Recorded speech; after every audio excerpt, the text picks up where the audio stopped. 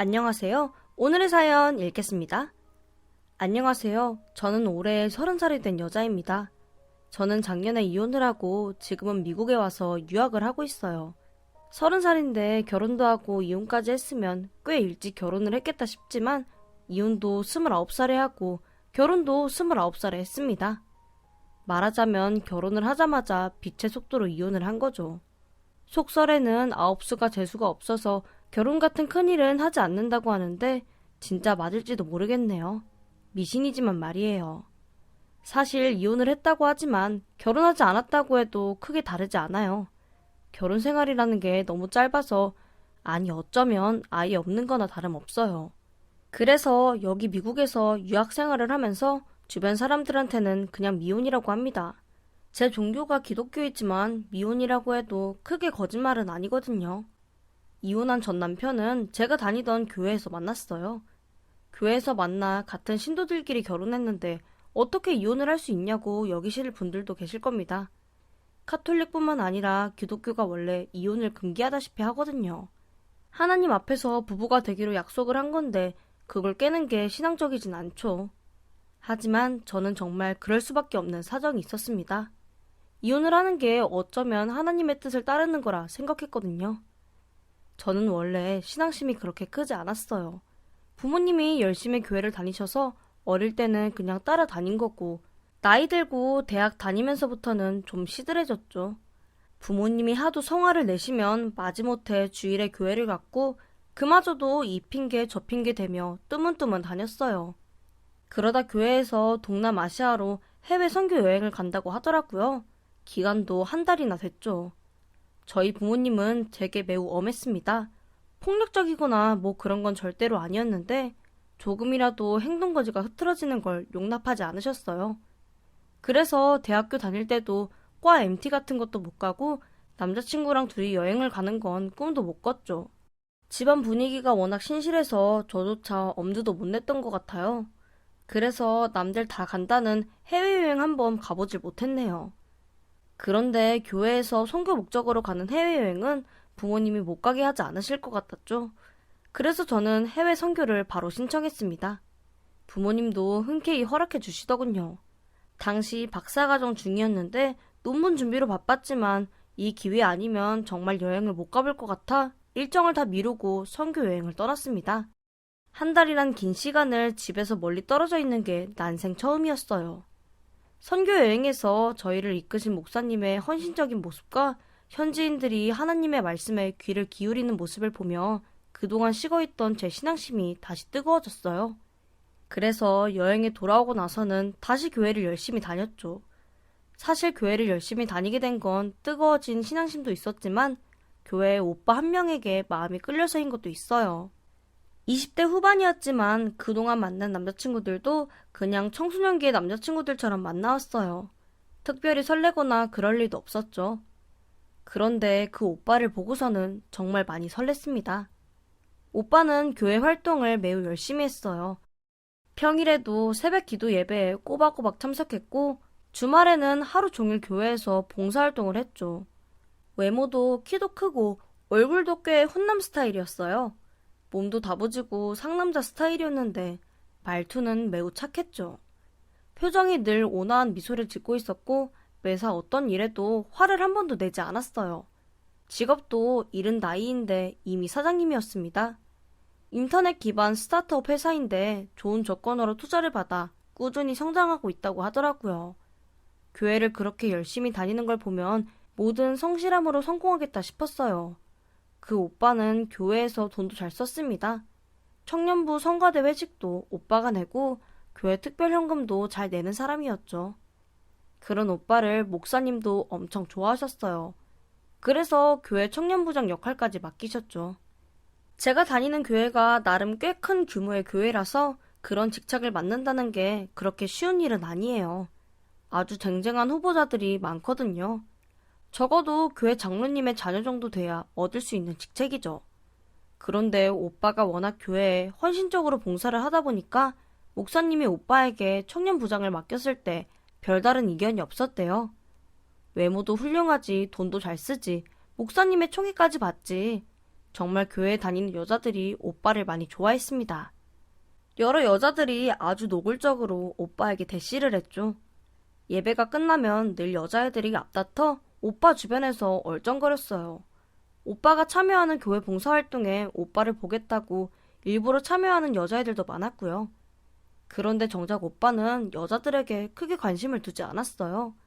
모든 여자들에게 온화한 미소를 지으며 잘 대했지만 그 미소는 관심이라기보다는 마치 신도들이 전도를 할 때 버릇처럼 짓는 특유의 착한 표정일 뿐이었습니다.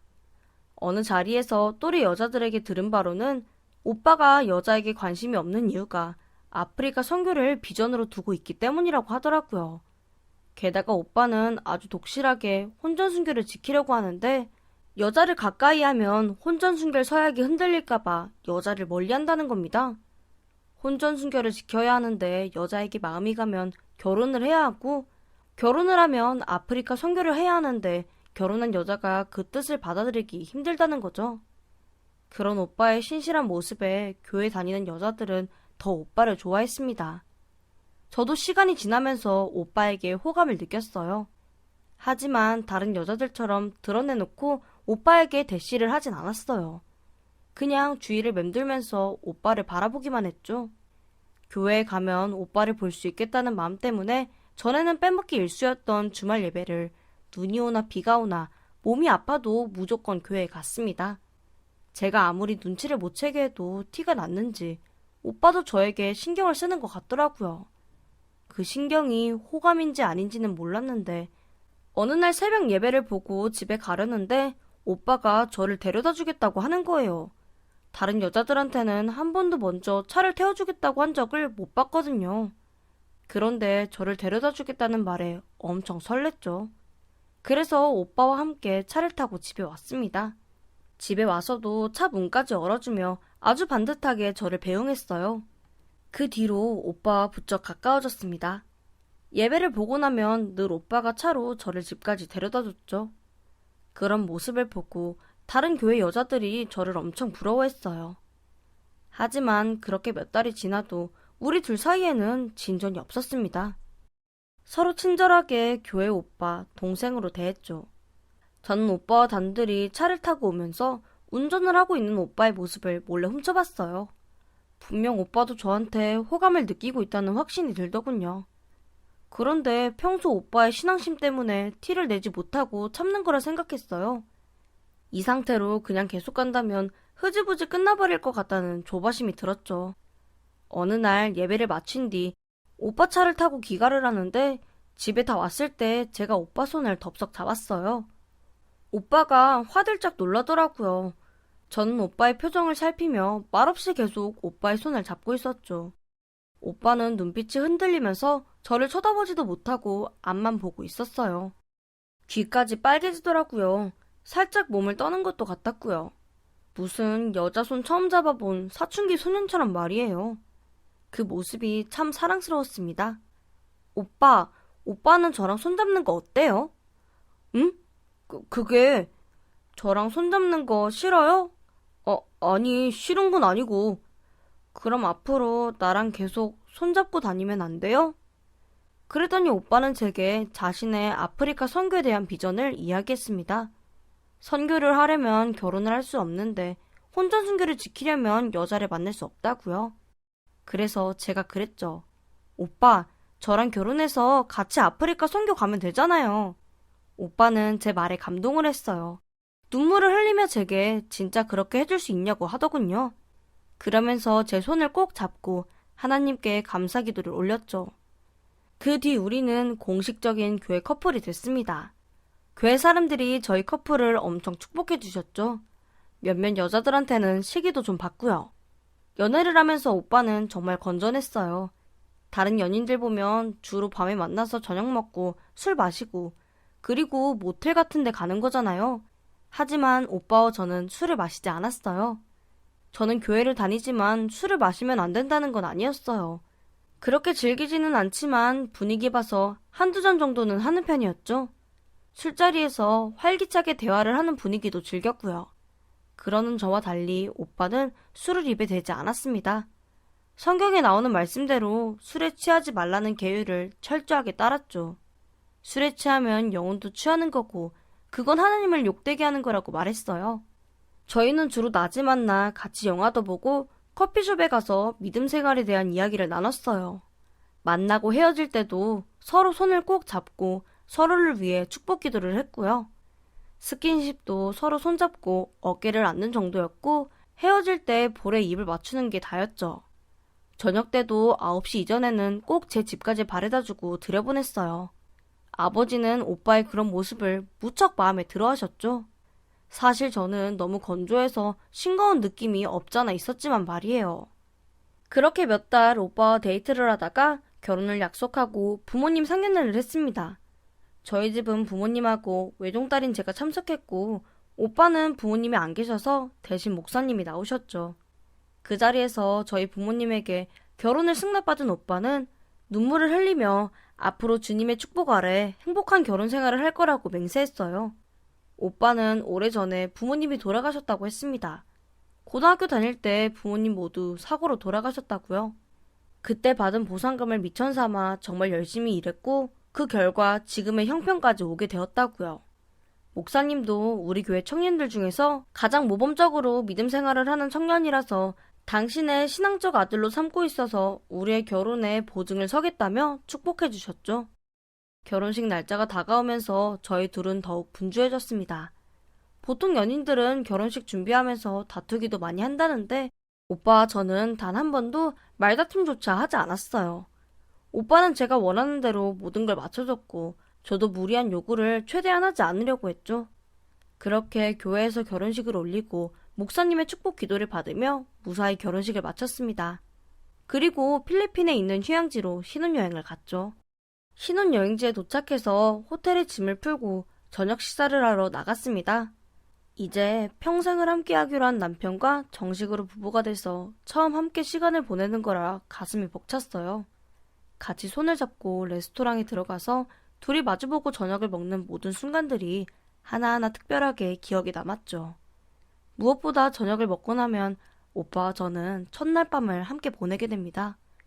그 첫날 밤 오빠와 저는 평생 지켜온 순결을 끝내게 되는 거였습니다.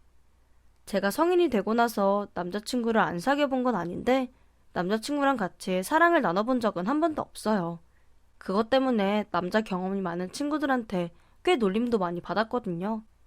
오빠가 진짜 총각인지는 모르겠지만 저는 확실히 동정을 지켜왔습니다.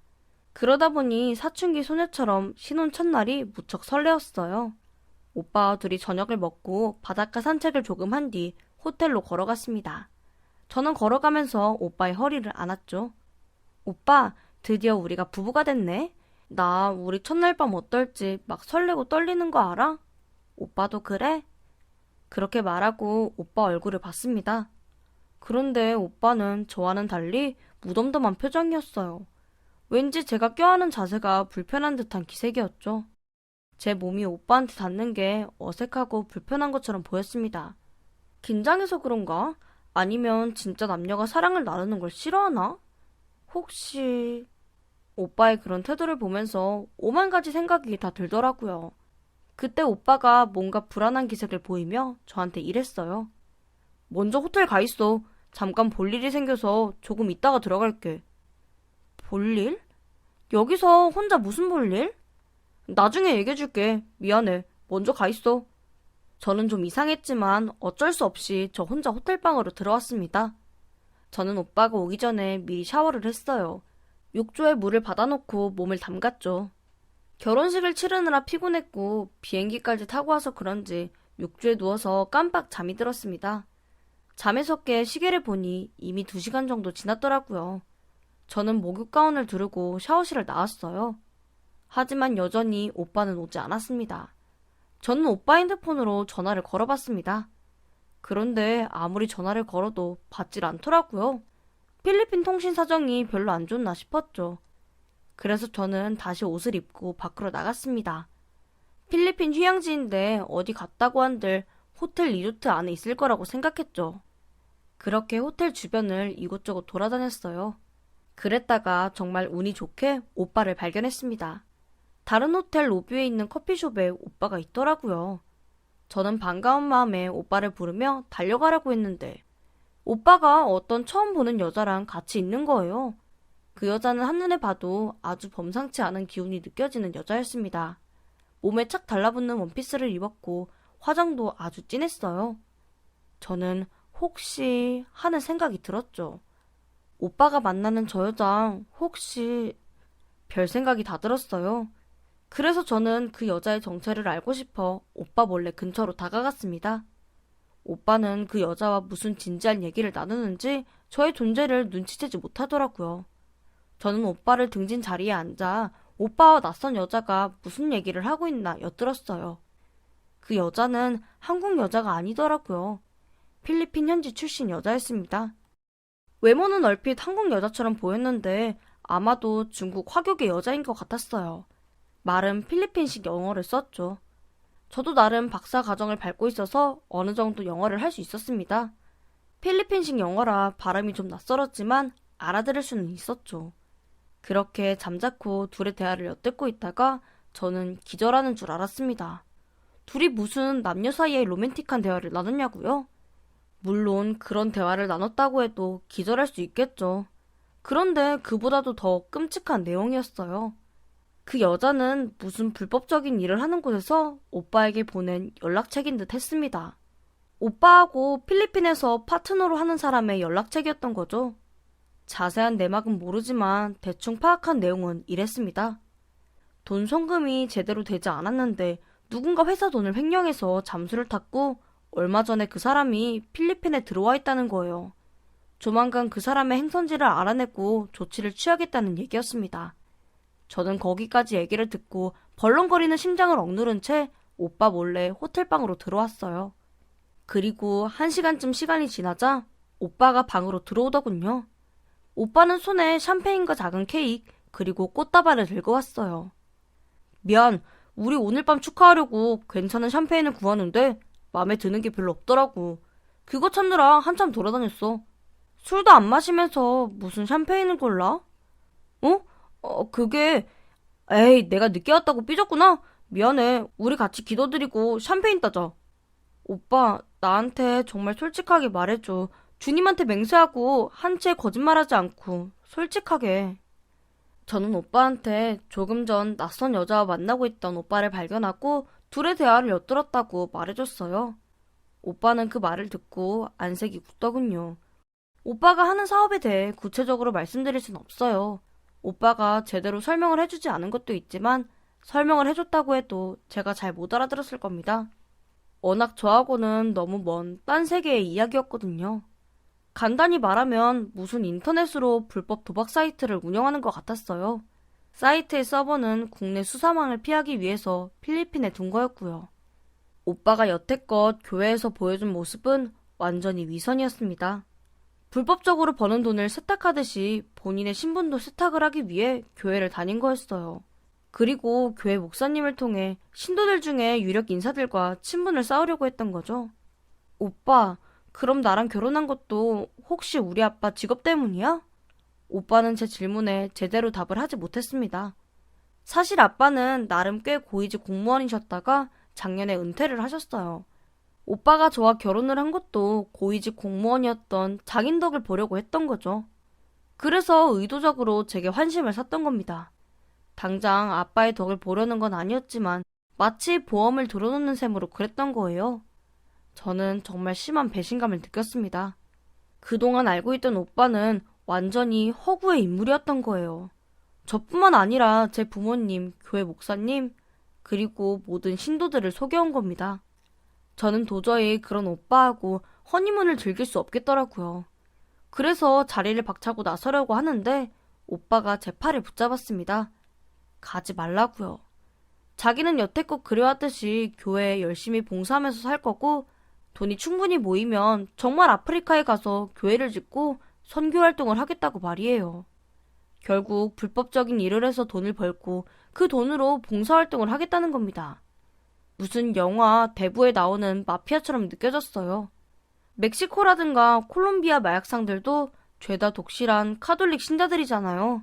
오빠는 그런 사람들과 다를 바 없었습니다. 저는 더 이상 오빠와 한 공간에 있는 게 두려워 오빠 손을 뿌리치고 호텔방을 빠져나왔습니다. 근처 다른 호텔에 체크인을 하고 그날 밤 혼자 지냈습니다. 잠을 자려고 해도 도저히 잠이 오지 않더라고요. 저는 다음날 짐을 싸들고 귀국을 했습니다. 저 혼자 귀국을 해서 부모님께 자초지종을 얘기했죠. 아빠는 노발대발하며 교회 목사님한테 전화를 해 당장 집으로 오라고 했어요. 목사님이 집에 오자 아빠는 사위의 정체에 대해 알고 있었냐고 따졌죠. 목사님은 오빠를 두고 하나님의 충실한 종이라며 하나님의 쓰임을 많이 받고 있다고 했어요. 말하자면 교회에 오빠가 내는 현금이 많다는 소리였습니다. 아빠는 목사님을 거의 내쫓듯이 보냈습니다. 그리고 그렇게 저의 첫 결혼은 파국을 맞았습니다. 혼인신고를 하지 않아 혼인무효소송 같은 복잡한 일은 할 필요도 없었죠.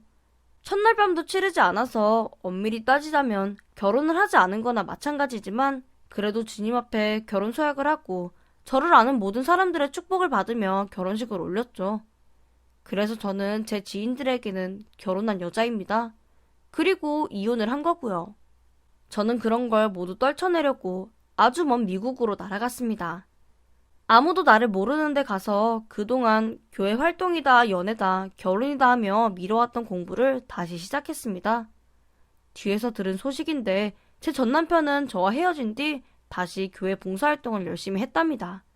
그러다 어느 날 교회에 나타나지 않고 잠적을 했는데 알고 보니 본인이 운영하는 불법 도박 사이트가 발각됐다고 하더군요.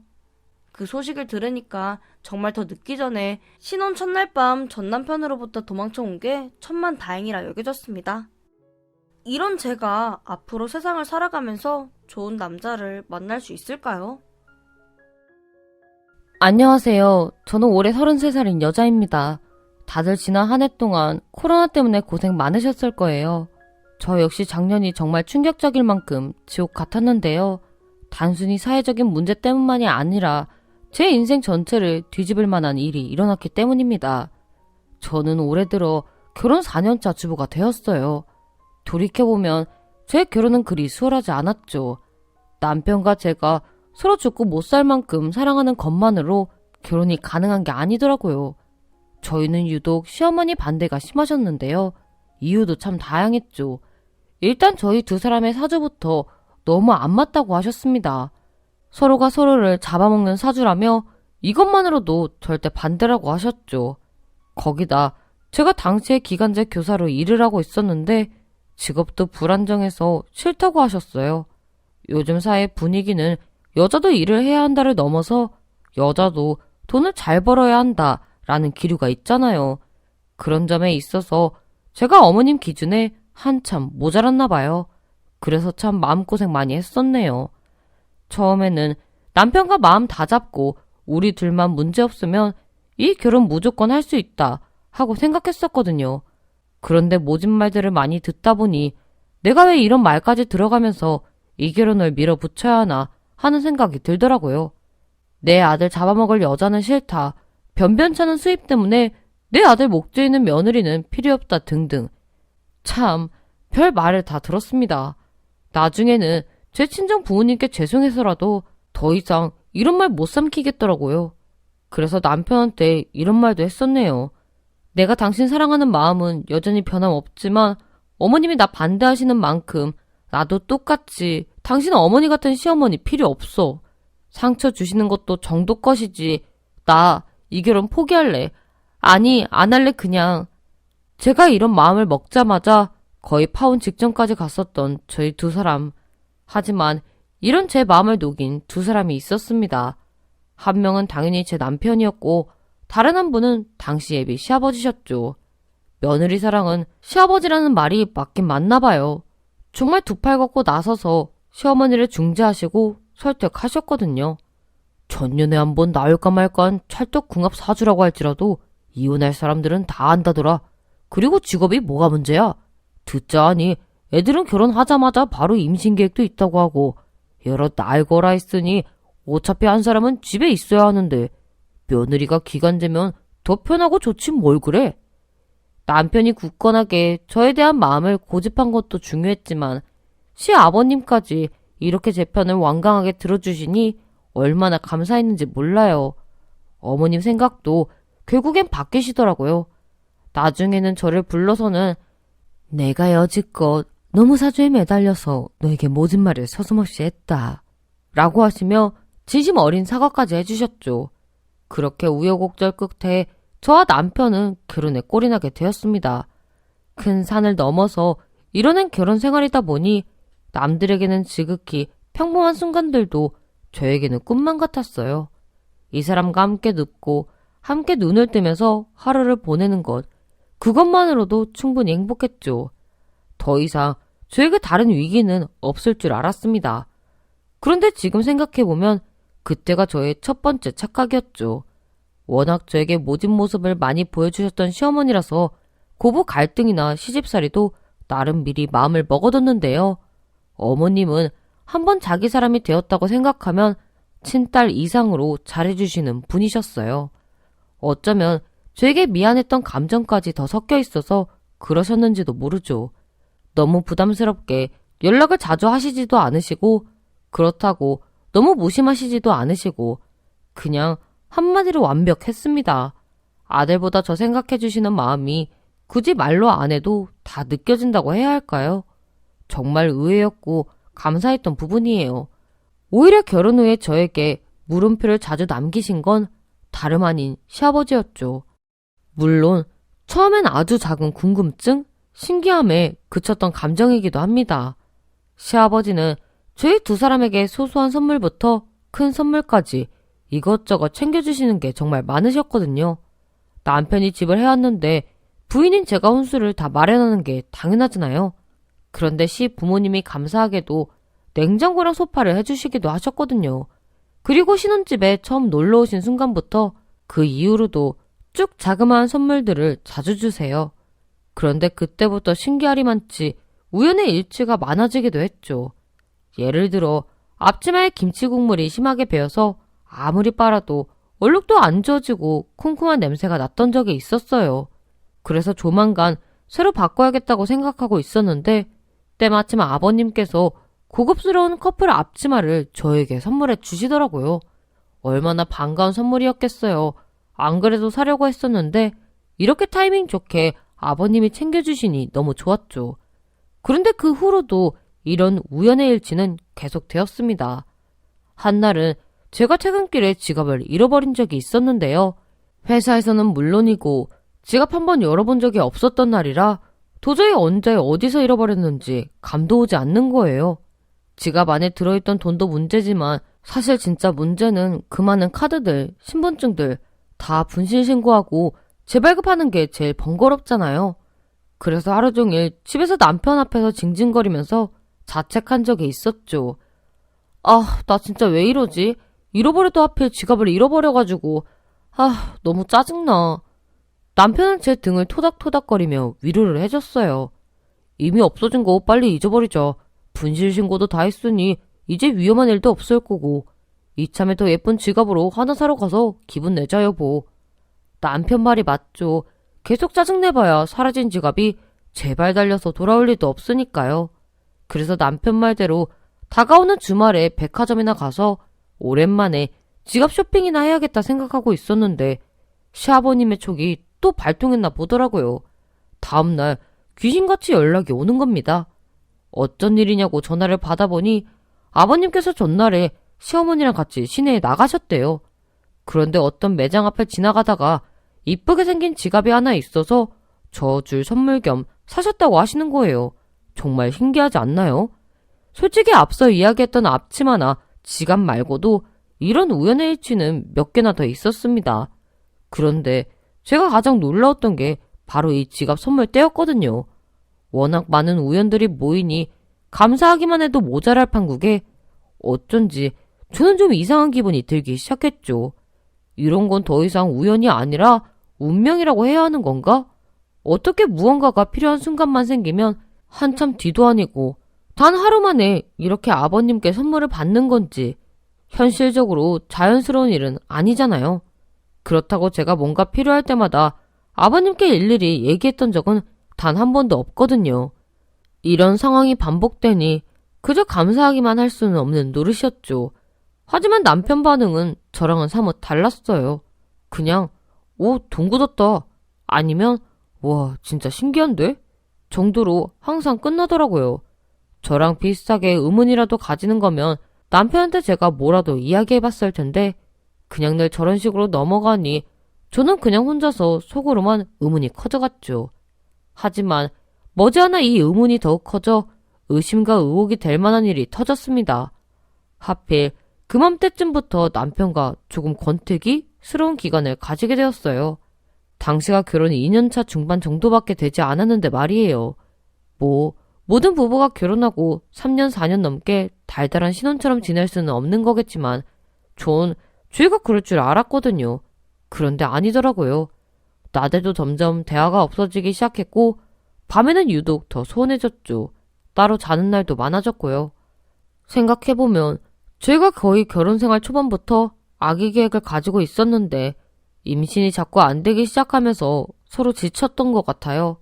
따님이라는 게 자기 탓만 할 수도 없지만 그렇다고 서로 탓을 하는 건 더 위험하잖아요. 그러다 보니 자꾸 대화가 줄고 어색해지더라고요. 그래도 저는 시간이 지나면 그런 감정들도 다 해소가 될 거라고 생각했죠. 어쩌면 좀 안일했네요. 별다른 노력을 해보려는 생각은 안 했으니까요. 남편은 저랑 반대의 생각이었나 봐요. 그냥 시간이 지나길 기다리고 있었던 게 아니라 날이 갈수록 앙금 같은 게 쌓였나 보더라고요. 그런데 그맘때쯤 어느 날이었죠. 평일 밤이었는데 제가 귤을 까먹으면서 거실에 앉아 TV를 보고 있었거든요. 그런데 그동안 먼저 말도 잘 걸지 않던 남편이 갑자기 저에게 퉁명스럽게 말을 거는 거예요. 넌 요즘 다 편한가 보다. 귤 까먹고 TV나 보고. 본론도 없이 대뜸 시비부터 거는 남편. 저는 황당했죠. 그러니 제 대답도 좋게 나가진 않더라고요. 뭐? 그럼 내가 지금 뭐 어쩌고 있어야 되는데? 할 말 있으면 똑바로 해. 빙빙 둘러가면서 시비나 걸지 말고. 본인보다 더 세게 대답하는 저를 보며 남편은 점점 흥분하기 시작했고 저에게 막 쏘아붙이기 시작했습니다. 그간 속에 담아두기만 했던 마음을 꺼내는 것 같은데 표현에 날이 서서 그런지 내용이 정말 나빴어요. 자기도 뭐 딱히 한 거 없으면서 저대로 노력하지 않았다고 화를 내는 거였죠. 남편이라는 사람이 아내에게 던지는 멘트가 아주 족 같았습니다. 제가 여자면 가끔씩 위험한 자태라도 보여주면서 먼저 자기를 살살 녹여주면 되는데 그런 것도 안 하고 있으니 더 짜증난다는 것이었죠. 지금 이렇게 사연을 적으면서 돌이켜보면 남편 말이 아주 틀린 건 아니에요. 제가 막 먼저 남편을 매료시키고 그러는 스타일이 아니긴 하거든요. 근데 당시에 저는 너무 화가 났습니다. 왜냐고요? 남편은 저보다 더 심했거든요. 저는 그래도 남편과 제 사이에 이성적인 긴장감이라도 유지하고 싶은 마음이 있었어요. 그래서 아무리 바빠도 하루에 한 번 운동은 꼭 했습니다. 그런데 남편은 아니었거든요. 제가 같이 운동하자고 해도 들은 채도 안 하고 밤마다 맥주 마시고 치킨 시켜 먹고 그러는 2년 반 동안 남편은 거의 10kg 가까이 체중이 불어있는 상태였죠. 그런데 와중에 저더러 여성으로 노력을 하지 않는다라 저는 어이가 없었죠. 남편의 말보다 불룩 튀어나온 배가 먼저 보일 정도였으니까요. 저는 여자로서 자존심이 팍 상하기 시작했습니다. 아무리 생각해도 남편이 뭔가 대화로 풀어보려고 하는 게 아니라 저를 공격하기만 하는 것 같더라고요. 그래서 저도 남편의 남자로서의 자존심을 뭉개야겠다는 생각이 들었고 제가 소리를 버럭 지르면서 부부싸움이 커져버렸죠. 뭐? 여자로서의 노력? 넌 남자로서 그 튀어나온 배에 대해서 할 말 없니? 난 적어도 아무리 피곤해도 매일 운동했어. 우리 사이의 긴장감은 물론이고 우리한테 찾아올 아기를 위해서. 근데 당신은 뭐 했어? 술 먹지 말고 영양제 챙겨 먹자. 같이 운동하자 아무리 말해도 당신이 내 말 들은 적 있어? 아이를 갖고 싶긴 한 거냐?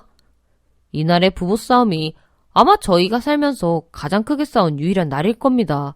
물론 투닥투닥 신혼 때부터 싸운 적이 없진 않지만 이 정도로 서로의 기분을 깎아 내려가면서 신랄하게 공격한 건 처음이자 마지막이었죠.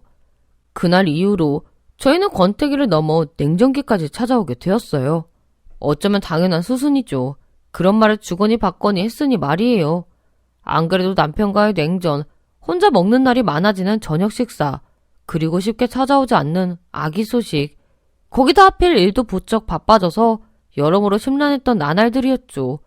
그런데 그때 엎친 데 덮친 격으로 잊고 있었던 아버님에 대한 의혹이 빵 터진 겁니다. 한날은 시부모님께서 연락이 오셔서는 요즘 바쁘냐고 왜 이렇게 연락이 뜸하냐 물으시더라고요. 저는 남편과의 냉전을 굳이 말씀드려서 걱정 끼칠 필요는 없으니 그냥 서로 일이 너무 바쁘다고 말씀드렸죠. 그러니 어머님께서 조만간 식사 자리라도 가지자고 하시더라고요. 제가 생각했을 때도 저희가 사이가 좋지 않다는 이유로 양가에 너무 연락을 안 드린 지 오래된 것 같았어요. 그래서 남편과 저는 아무렇지 않은 척 식사 자리를 가지게 되었습니다. 저희가 아무리 아닌 척해도 어색한 분위기가 어느 정도 티는 났을 거예요. 그런데 그 와중에 아버님께서 이런 이야기를 꺼내시는 게 아니겠어요? 오늘따라 왜 이리 밥상 위가 조용하노? 내 이야기나 좀 해야겠다. 내가 요즘 들어 헬스장을 다니는데 말이지. 아버님이 요 근래 헬스장을 등록하셨다는 거예요. 그 말씀에 어머님도 호호 웃으시며 이 양반이 요즘 운동에 미쳐 살아. 뭐 아직 2주밖에 안 되긴 했지만 라고 말씀을 덧붙이셨죠. 운동하실 수 있죠. 열심히 하실 수 있죠. 그런데 문득 제 머리를 스치는 생각이 있었어요. 저희가 서로를 공격하면서 처음으로 큰 소리 내며 싸운 게 바로 2주 전이거든요. 제가 남편에게 운동 좀 하라고 헬스장 좀 가라고 소리를 질렀던 순간이 주마등처럼 머리를 지나갔죠. 순간 표정 관리가 안 되더라고요. 하지만 어디까지나 제 심쟁이기만 하지 물증 하나 없는 상태에서 나 혼자 이렇게 의심이 커져가도 되는 건가? 그것도 시아버지를? 머릿속이 지끈거리기 시작했네요. 그런데 그런 제 마음을 전혀 모르실 아버님은 계속해서 이야기를 이어가셨고 남편이 들었을 때 충분히 찔릴 만한 말씀까지 하시는 겁니다. 여자들은 나이가 먹어도 평생 다이어트다 뭐다 하면서 관리하는데 남자들은 배 불룩하게 나와서 아저씨 되는 거 딱 싫다. 우리 아들은 그런 아저씨 안 될 거지? 아빠처럼 운동 좀 해라. 알았지? 그 순간 남편의 표정을 살폈어요. 남편 역시 하필 여기서 그 소리가 왜 나오지? 하는 표정으로 눈이 동그래져 있더라고요. 하지만 남편은 그 순간 역시 그저 우연의 일치라고 생각하고 있었겠죠. 하지만 저는 달랐습니다. 아무리 생각해도 이제껏 아버님과의 우연이 많아도 너무 많았잖아요. 마음이 너무 찝찝한데 몰아 떠볼 만한 구실도 없고 경계심이 잔뜩 커지기 시작했죠.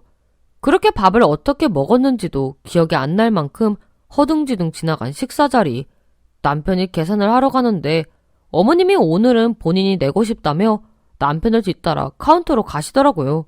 순간 아버님과 제가 테이블에 둘만 남게 되었고 저는 왠지 모르게 어색한 마음에 서둘러 외투를 챙겨 입고 나갈 준비를 했습니다. 그런데 그 순간 아버님이 저에게 이런 말을 내뱉는 거예요. 너희는 주로 안방에서 자니? 갑자기 이게 무슨 질문입니까? 저는 당황해서 네? 하고 반문했고 아버님은 같은 질문을 또 하셨습니다. 너희는 주로 안방에서 자냐고? 거실에서는 안 자?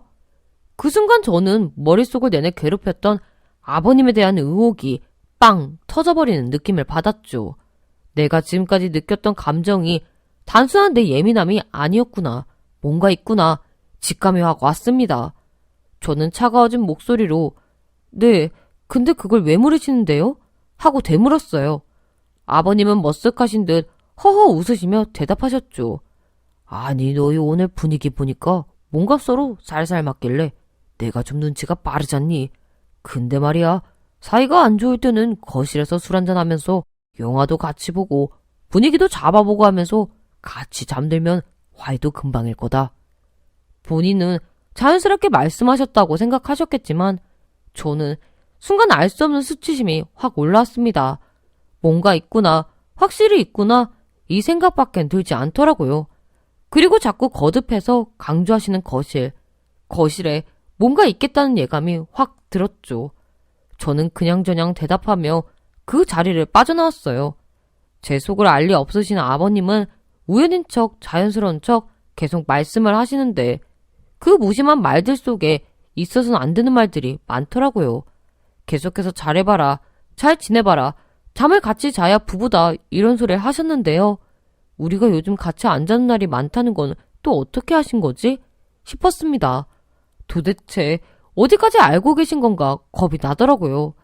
시 부모님과 헤어지고 집으로 돌아가는 길, 남편에게 제 생각에 대해서 모조리 말하고 싶었지만 꾹 삼켰습니다. 요즘 사이가 좋지도 않을 뿐더러 아무 물증도 없는 상황에 자기 아버지에 대해서 그런 식으로 이야기하면 안 봐도 뻔하잖아요.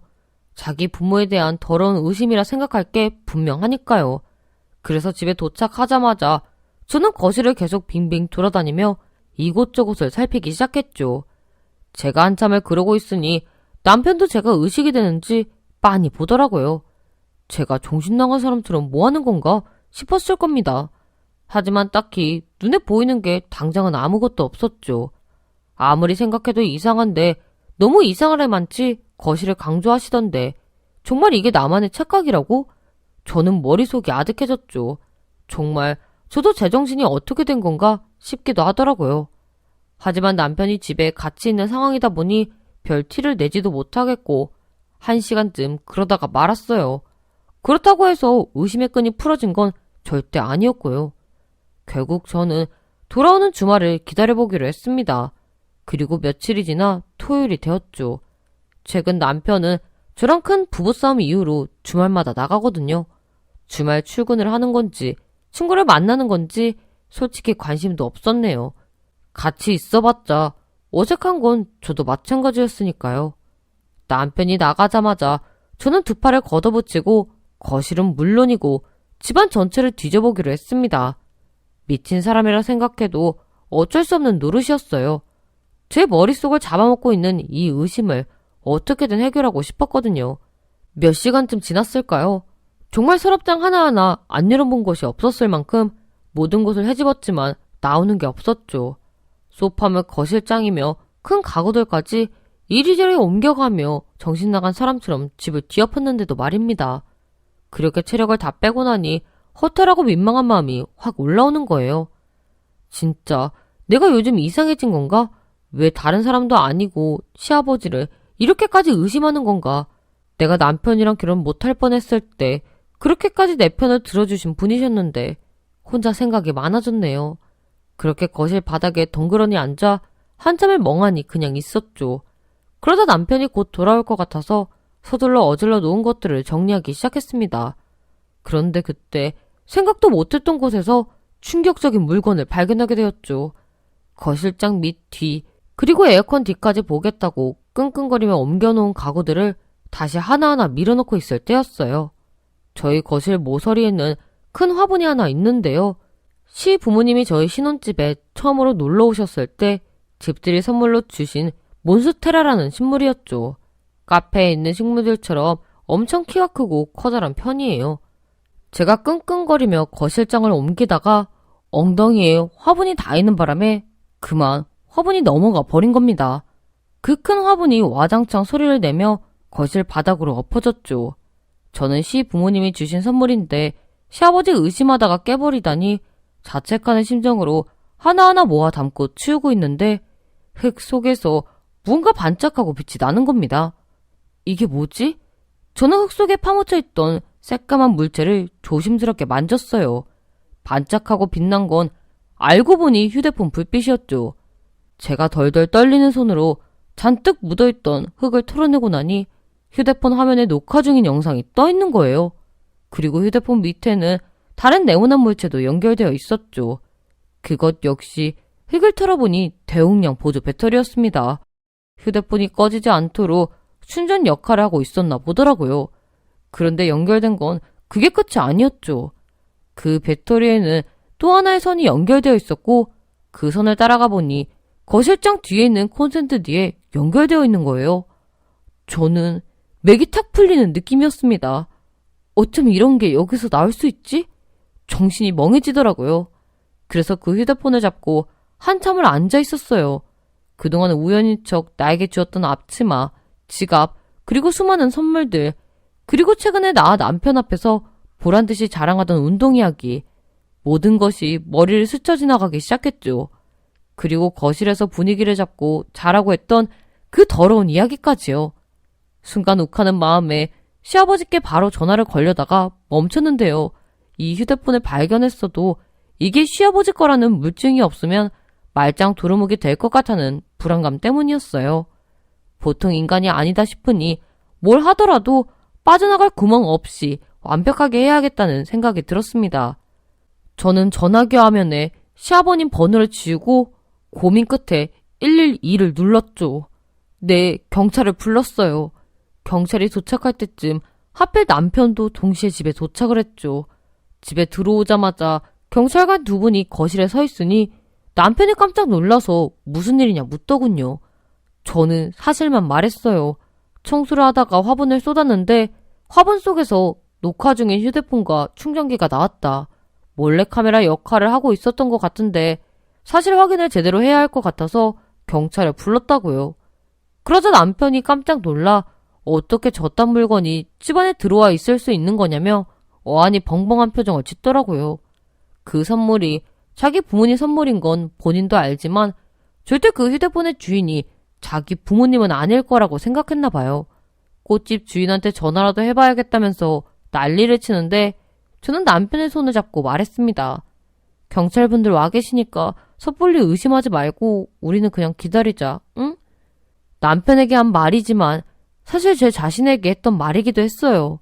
의심을 풀기 위해 모든 것을 다 찾아냈지만 그래도 그 의심이 사실이 아니기를 바라는 마음, 지푸라기라도 잡고 싶은 심정이었으니까요.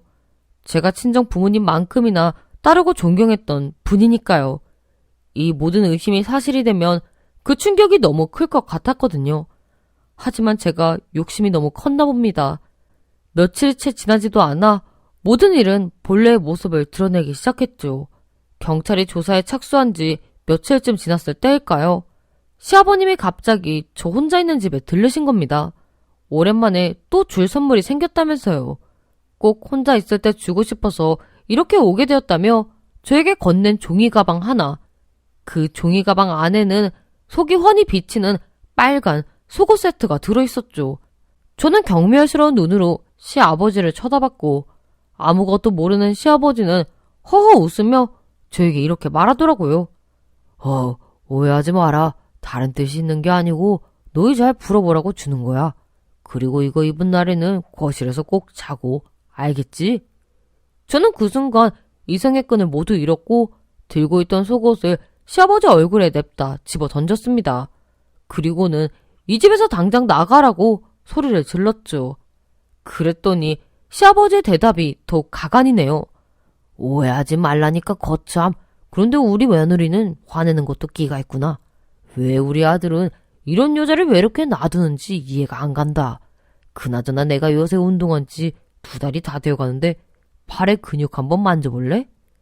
제가 처음으로 소리를 질러가며 화를 내서 그런지 시아버지는 금세 본색을 드러내시더라고요.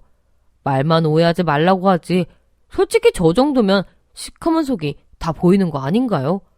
저는 순간 오금이 저릴 정도로 공포에 질렸어요. 그런데 하늘이 저를 도왔나 봅니다. 그 순간 현관문이 발칵 열리며 경찰분들과 시어머니 그리고 남편까지 모두 들어오는 거죠. 새하얗게 질린 저를 보며 달려와라 끌어안고 엉엉 우는 남편. 그리고 들어오자마자 경찰 앞인데도 불구하고 시아버지에게 쌍욕을 날리며 뺨을 때리시는 시어머니. 그리고 수갑을 꺼내는 경찰들. 그렇습니다. 이미 조사 결과 명백히 시아버지의 휴대폰임이 증명된 데다 우연히 집 앞에 도착했을 때 거실에서 소리 지르는 저와 시아버지의 대화까지 모두 들은 겁니다. 저는 그 순간 긴장이 풀린 나머지 잠깐 기절했네요. 정신을 차려보니 병원이었어요. 남편은 제 손을 꼭 잡고 퉁퉁 부은 얼굴로 졸고 있었고 시어머님도 옆에 앉아 울고 계셨죠. 제가 깬 걸 보시자마자 너무 미안하고 죄스러워서 고개를 못 들겠다는 어머니, 그리고 면목이 없다는 남편. 저는 그 두 사람 손을 꼭 잡으며 그러지 말라고 말했습니다. 미친 시아버지라는 인간의 잘못이지 아무것도 몰랐던 이들의 잘못은 아니니까요. 제가 오랫동안 의심했지만 명백한 사실 확인을 위해서 혼자만 끙끙 앓아오길 잘했다 싶었어요. 섣불리 오해하는 것보다 훨씬 더 명료하게 마무리가 되더라고요. 시아버지는 벌금형이 없는 징역형을 받으셨습니다. 대충 들어보니 헬스장에서도 다른 휴대폰 가지고 별별 짓을 다 하셨나 보더라고요. 어머님은 당연히 이혼을 결정하셨어요. 이런 이혼은 황혼 이혼도 아니라며 아주 덤덤해 하시고요. 남편 역시 시아버지와 단칼에 인연을 끊었습니다. 그리고 이 일을 치르면서 남편과 제 사이도 예전처럼 완전히 회복되었죠. 이런 큰일이 닥치고 나니 우리끼리의 문제는 문제도 아닌 듯 서로를 이해하게 되더라고요. 제가 사랑하는 모든 사람들을 한 번에 잃게 될까봐 많이 걱정했었는데 다행히 불행의 싹만 깔끔하게 잘라낸 것 같아 마음이 아주 편안한 요즘입니다. 사실 가끔씩 트라우마처럼 밤마다 놀랄 때가 있긴 해요. 그래도 의심으로 고통스러워했던 지난 날에 비하면 아무것도 아니라고 생각합니다. 하루빨리 완전히 회복해야 사랑하는 아이도 하루빨리 저희 부부에게 찾아오겠죠? 제 이야기는 여기까지랍니다. 두서없는 제 이야기 들어주셔서 감사드려요. 안녕하세요. 저는 두 아이의 엄마이자 한 남자의 아내입니다. 아니, 아내였죠. 이제는 곧 싱글맘이 될 테니까요. 워낙 뒤통수를 세게 맞았는지라 싱글맘이 되는 것이 전혀 두렵지 않아요. 오히려 속이 후련할 지경이네요. 제 남편은 저를 참 무진장 쫓아다녔어요. 그래서인지 꽤나 로맨틱한 남자들이 한다는 행동은 저한테 다 했었네요. 남편과 제가 연애를 시작하기 전 워낙 제 이상형이 아니었는지라 제가 의도치 않게 많이 튕겼었습니다. 여우처럼 튕겼다기보다는 그냥 제 마음에 딱히 들어오지 않아서 거절을 했던 거죠. 그런데도 불구하고 당시 남편은 제 마음을 얻기 위해서 정말 온갖 노력을 다 했었어요. 아무리 하지 말라고 말려도 제 출퇴근을 다 데려다 주려고 했었고, 틈만 나면 선물 공세에 몇 장이 넘어가는 손편지까지 제발 만나달라고 질척거리거나 매달리지도 않았어요. 그저 계속 꾸준하게 마음을 표현하는 남편에게 결국 저도 마음이 기울었고, 그렇게 저희는 연애는 물론 결혼까지 하게 됐습니다. 생각해보면 남편이 저에게 끝없이 퍼부어주는 모습에만 이끌린 것은 아니었어요. 나라는 여자에게는 아낌 없었지만 평상시의 행동을 보면 굉장히 절약정신이 강하더라고요. 들어보니 어렸을 때부터 집안 형편이 그리 좋지 못했었대요. 그래서 아끼는 습관이 몸에 자연스럽게 배었다고 하더라고요. 어디를 가나 탁탁 알아서 챙기는 적립금, 할인 쿠폰들. 저는 그런 모습이 참 좋아 보였어요. 제가 그런 것들을 잘 빠뜨리는 편이거든요. 결혼 후에는 남편의 그런 습관들이 더욱 빛을 발했습니다. 매달 책정해놓은 생활비가 넉넉한 편이 아니었음에도 불구하고 남편과 같이 살다 보면 그 생활비가 남을 정도였으니까요. 그렇다고 허리띠 졸라매고 미친 듯이 아끼면서 산 것도 아니었거든요. 지출이 새는 부분을 딱딱 알아서 캐치하고 막아주는 남편, 여러모로 좋았습니다. 사실 제 주변의 친구들은 저렇게 아끼는 남자 만나면 살면서 피곤한 일 많다면서 조심하라 하기도 했었어요. 하지만 저에게는 아낌없이 베풀어주고 다른 면에서 절약적인 남편이다 보니 저에게는 결혼을 하지 않을 이유가 없었죠. 그런데 결혼 2, 3년 차가 되고 나니 친구들의 말이 어떤 뜻이었는지 조금씩 와닿기 시작하더라고요. 저는 결혼하자마자 아이를 가져서 연년생 아들 2명을 낳았거든요. 그러면서 자연스럽게 전업주부가 되었고 집안일과 육아를 거의 전담하게 되었어요. 그때부터 남편의 태도가 눈에 띄게 바뀌었습니다.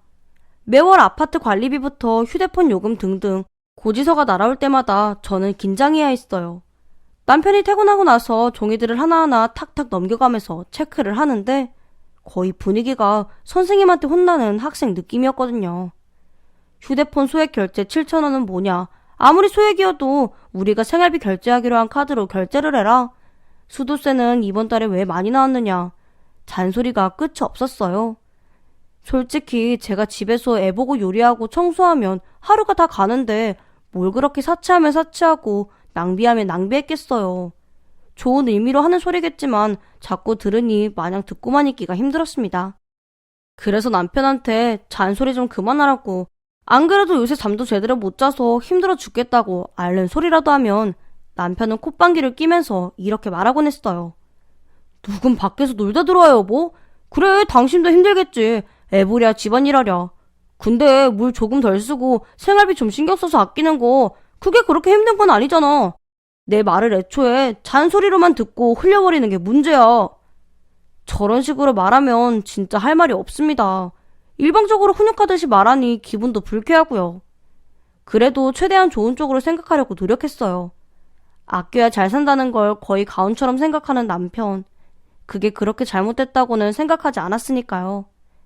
오히려 밖에서 돈 펑펑 쓰고 술 사 먹고 도박하고 이런 사람들보다는 100번 낫다고 생각하며 남편 말에 수긍을 해왔는데요. 남편은 제가 회사를 그만두고 전업주부가 될 때 저에게 모든 경제권을 넘겨줬습니다. 최근 들어 유독 제가 체력이 딸려서 힘들던 때가 있었어요. 가사 노동도 노동은 맞지만 진짜 육아가 중노동이더라고요. 하루가 다르게 체력이 넘쳐나는 두 아들을 돌보는 게 쉽지가 않았죠. 그래서 하루는 남편에게 경제권을 다시 가져가서 당신이 관리하는 게 어떻겠냐고 물었어요.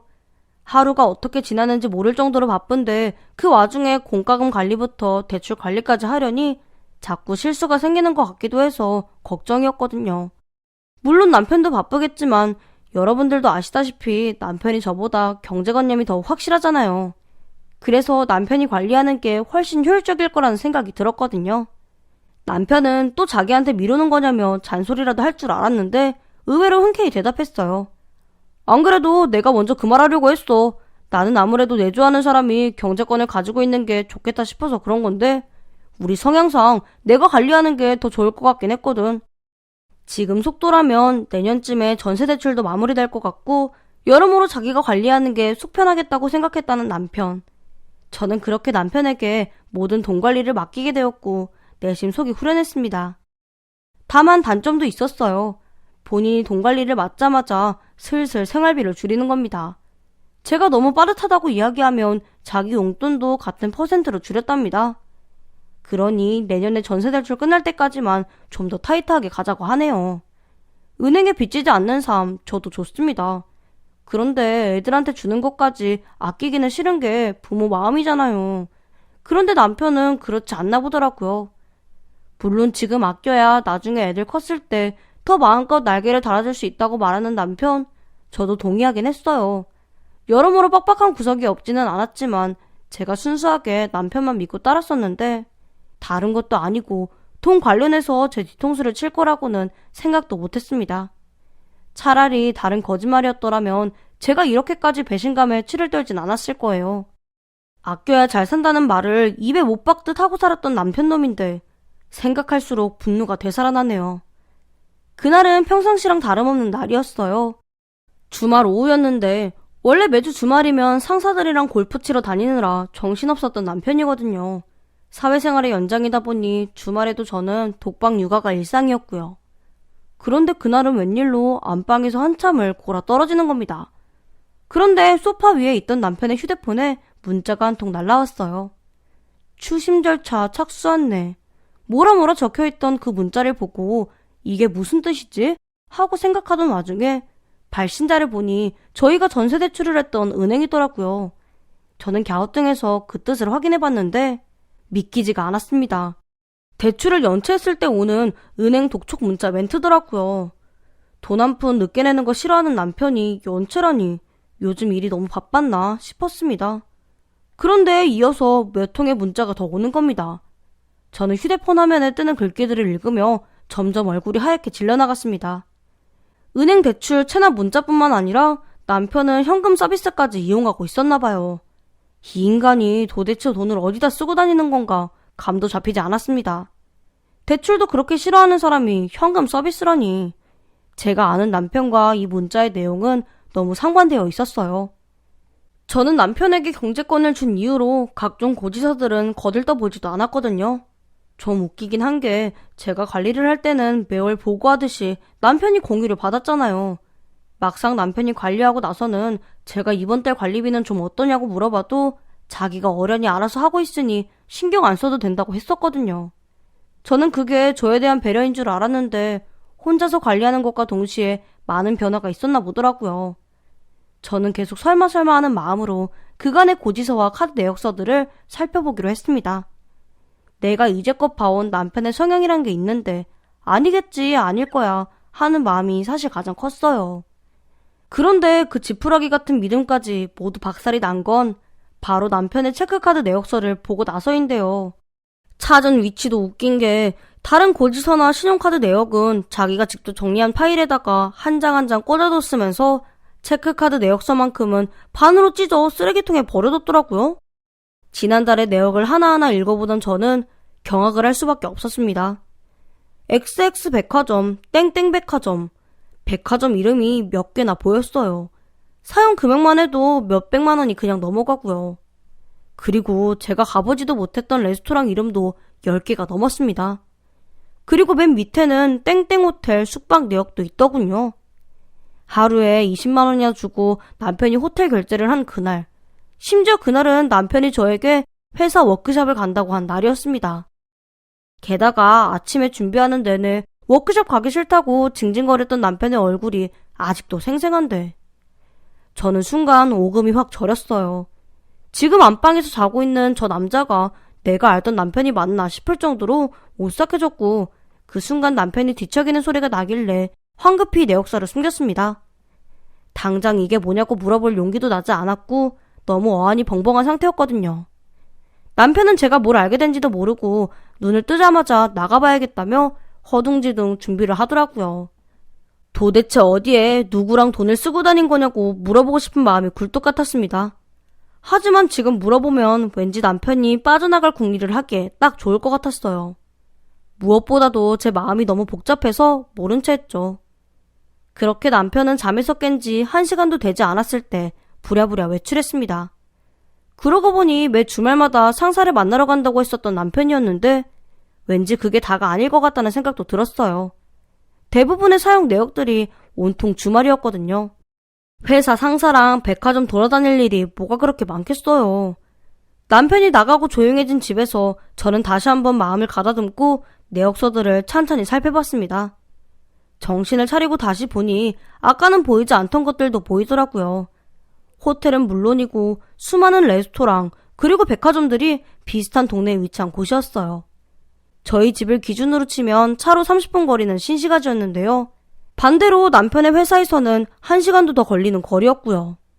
차로 30분이 걸리는 위치에 사랑하는 아이들과 아내가 있는데 아내가 모르는 누군가와 호텔을 썼을 남편, 그리고 아내에게는 수도세 아끼라고 그렇게 잔소리를 해두고 누군가에게는 몇백짜리 선물을 했을 남편. 순간 연애 때 남편이 저에게 쏟아부었던 그 정성들이 생각나기 시작했어요. 그리고는 치욕스러운 마음과 배신감에 눈물이 흐르기 시작했네요. 남편은 그날도 집에 들어오지 않았습니다. 상사분과 골프를 치러 갔는데 거래처분들을 만나서 갑자기 가든 같은 곳에서 술을 먹게 됐대요. 잠도 잘 수 있고 노래도 부를 수 있는 곳이라 아마 내일 아침에 돌아올 수 있겠다네요. 평소 같았으면 주말에도 고생하는 불쌍한 내 남편 하고 생각했을 텐데요. 남편의 지출 내역서를 보고 나니 그 모든 말이 거짓말로 느껴졌어요. 무슨 핑계를 대도 제가 남편 걱정만 하니 남편은 제가 얼마나 만만했을까요? 그렇게 한 주가 또 흘렀습니다. 저는 돌아오는 주말을 기다리고 있었어요. 남편이 대충 어느 동네에서 돌아다니는지 알고 있어도 무작정 그 동네를 가서 남편을 만날 수 있다는 확신은 없으니까요. 저는 평소와 다를 바 없이 평범하게 행동했지만 가끔 해맑게 웃는 아이들 얼굴을 볼 때면 이유 없이 눈물이 핑 돌기도 했습니다. 하지만 그럴수록 더욱 정신을 차려야 했죠. 제 의심이 사실이라면 저런 남자는 제 아이들의 아빠가 될 자격이 없는 거니까요. 그런데 예상치도 못한 게 남편이 주말도 돌아오기 전인 평일 밤에 저에게 대뜸 이상한 소리를 하는 겁니다.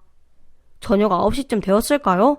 갑자기 정장을 챙겨 입으면서 저더러 갑자기 내일 아침에 중요한 미팅이 잡혔는데 서류 준비가 전혀 안 된 상태라 회사에 가서 잠을 자야겠다는 겁니다.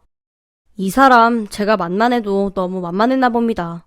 아이들을 낳기 전에 저도 남편과 같은 회사원이었고 심지어 같은 업계라서 돌아가는 상황을 저도 대충 알거든요.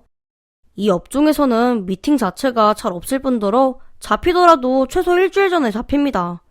이제는 뭐 거짓말의 노력도 안 한다는 건가 싶었습니다. 저는 최대한 안쓰러운 표정을 지으면서 그래? 피곤해서 어떡해? 내일 아침이라도 미리 싸줄까? 라고 말하며 남편을 걱정하는 척 했습니다. 남편은 씩 웃으며 걱정 말라고 자신이 알아서 챙겨 먹을 테니 빨리 나가보겠다네요.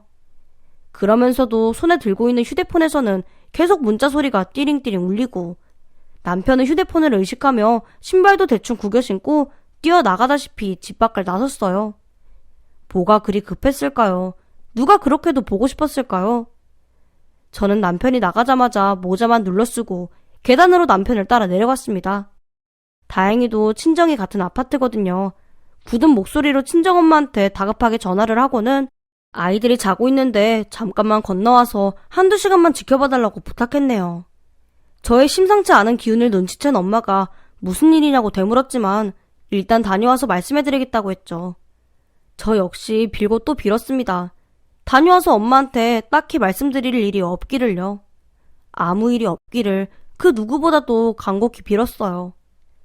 하지만 그런 제 희망을 우습게도 들여밟아버린 건 다름 아닌 주차장에서부터였습니다. 계단으로 지하 1층까지 내려가서 주차장 문을 조심스럽게 열자마자 남편을 발견했어요. 누구를 만나러 가는 게 아니라 이미 그 누군가가 주차장에 와 있는 상태였더라고요. 남편은 얼굴이 보이지 않는 긴 머리 여자와 진한 입맞춤을 하고 있었습니다. 그러더니 이런 말을 하더라고요. 아무리 보고 싶어도 그렇지 여기까지 오면 어떡해. 오빠가 우리 평일에는 못 만난다고 말했잖아. 그 이름 모를 여자는 깔깔 웃으며 대답했습니다. 오빠가 오빠 부인 바보라며. 다 믿는다며. 그리고 일단 오빠가 너무 보고 싶은 걸 어떡해. 기가 찼습니다. 불륜녀에게 자기 아내를 모든 걸 다 믿는 바보라고 설명한 남편. 이미 그 상황만으로도 제 마음은 결정났어요. 선택의 여지 없이 저 사람과는 끝이라는 판가름이 서더라고요. 그래서 그 순간 문을 닫고 다시 집으로 올라가 버리려고 했습니다. 의심이 아니라 사실이었음을 확인했으니까요. 하지만 남편이 그 여자의 차를 타고 어디론가 나가는 모습을 보면서 따라가서 사진이라도 남겨야겠다는 생각이 번뜩 들었습니다. 저는 주차되어 있던 남편의 차를 타고 그들의 뒤를 밟았어요. 손발이 벌벌 떨렸습니다. 마치 영화 속 형사가 된 기분이기도 했고 얼마 따라가지도 못하고 차를 들키면 어떡하나 걱정도 되었어요. 하지만 그 년놈들은 아무것도 모르더라고요. 서로에게 아주 푹 빠져서 눈에 뵈는 게 없었나 봐요. 바보 같은 아내가 지들을 따라갔는지도 모르고 그놈들은 30분쯤을 달려 신시가지 쪽으로 갔습니다. 그 동네가 지들 데이트 고정 코스인가 봐요. 저희 동네에서 떨어진 곳이라 그런지 차에서 내리자마자 보란듯이 팔짱을 끼고 옆구리를 깊게 감싸며 세상 누구보다 사랑에 빠진 표정으로 데이트를 하더라고요. 길거리에서 음식을 사 먹고 갑자기 주얼리 샵에 들어가서 액세서리를 사주고 누가 보든 말든 척 끌어안고 사진을 찍고 그냥 솔직히 제 옛날 연애 시절을 그대로 보는 듯 했어요. 그래서 더 분통이 쳐졌습니다. 내내 눈에 밟혔던 건 남편의 표정인데요. 그냥 단순히 만나는 사이가 아니라는 게 표정에서 다 드러나더라고요. 그 옛날 저를 쫓아다니던 시절 그 남편의 표정과 똑같았어요. 사랑에 푹 빠진 눈빛으로 한참은 어려 보이는 대학생 같은 여자를 바라보는 남편. 구역질이 날 것 같았습니다. 이미 수십 번의 스킨십을 공공장소에서 나눈 그 짐승 같은 놈들 덕분에 사진도 넘치도록 찍었습니다. 더 이상 따라다닐 의미도 가치도 없다고 생각한 저는 되돌아 집으로 가려고 했어요. 그런데 그런 제 발길을 사로잡은 건 남편이 아주 호탕한 목소리로 이딴 말을 하는 걸 들었기 때문이에요. 오빠 가진 거 돈밖에 없는 사람이야. 그 소리를 듣자마자 저는 그냥 웃음이 나오다 못해 눈이 확 뒤집히더라고요. 전기세 하나에 잔소리 융단 폭격을 날리는 인간이 휴대폰 요금 몇천 원에 한숨 팍팍 쉬는 그 놈이 할 소리입니까? 젊은 여자한테 미쳐서 못하는 소리가 없더라고요. 처자식 놔두고 바람핀 것 자체도 미친 듯이 충격인데 결혼 이후로 돈 때문에 저를 그렇게나 옥죄었던 인간이 밖에서 저딴 허세까지 부리고 있으니 제가 눈이 돌 수밖에요. 저는 다시 그들에게로 발길을 돌렸고 미친 듯이 바짝 쫓아갔습니다. 그 놈년들은 데이트가 대충 끝났는지 근처의 호텔로 가더라고요. 제가 얼마나 만만했으면 얼굴 하나 안 가리고 버젓이 걸어서 들어갈까요? 저는 먼발치에서 남편의 뒤에다 대고 이렇게 불렀습니다. 여보! 순간 시간이라도 멈춘 듯 두 발이 굳어버린 남편의 뒷모습. 저는 그 새끼가 저를 돌아볼 때까지 평온한 목소리로 계속 여보! 하고 불렀습니다. 남편 놈은 무슨 슬로우 모션처럼 아주 천천히 뒤를 돌아보더라고요. 저는 활짝 웃으며 그 두 놈들에게 다가갔어요. 이제껏 얼마나 나를 만만하게 봤을까 싶어서 섬뜩한 모습 한번 보여줘야겠다 싶었거든요. 옆에 있던 여자아이는 가까이서 보니 더 어려 보이고 예쁘더라고요. 저는 그 여자에게 물었어요. 몇 살이니? 그 여자는 대충 상황 파악이 됐는지 어버버거리며 24이라고 대답하더라고요. 저는 남편에게 이 어린애랑 무슨 일로 여길 와 있냐고 웃으며 물었습니다. 화도 내지 않고 평온하게 질문을 하니 아리까리했을 남편이 저더러 그게 하고 말을 얼버무리더라고요. 그러더니 기껏 둘러대는 게 회사 사람이래요. 회사 인턴이랍니다. 내일 미팅 때문에 잘 곳이 없대서 데려다 주러 온 거라고 하더라고요. 남편이 허둥지둥 핑계를 대니 옆에 있던 그년도 입을 맞출 작정이었는지 맞아요. 제가 타지에서 와서 여기 지리를 잘 몰라서요. 라고 대답하네요. 아주 환상의 짝꿍들 납셨죠? 저는 바로 난색을 하고 이렇게 말했어요. 놀고 자빠져 있네. 여보, 돈 많다고 허세 떨지 말고 대출 빚이나 똑바로 갚아. 그리고 숙박비 아까워서 어떻게 호텔에서 부비려고 그래? 내가 애들 데리고 친정 가줄 테니까 집에 데리고 가서 하던 거 마저 하지 그래? 라고 말해줬습니다. 싹 달라진 제 표정과 말투에 남편은 더 이상 아무 말도 하지 못하더라고요.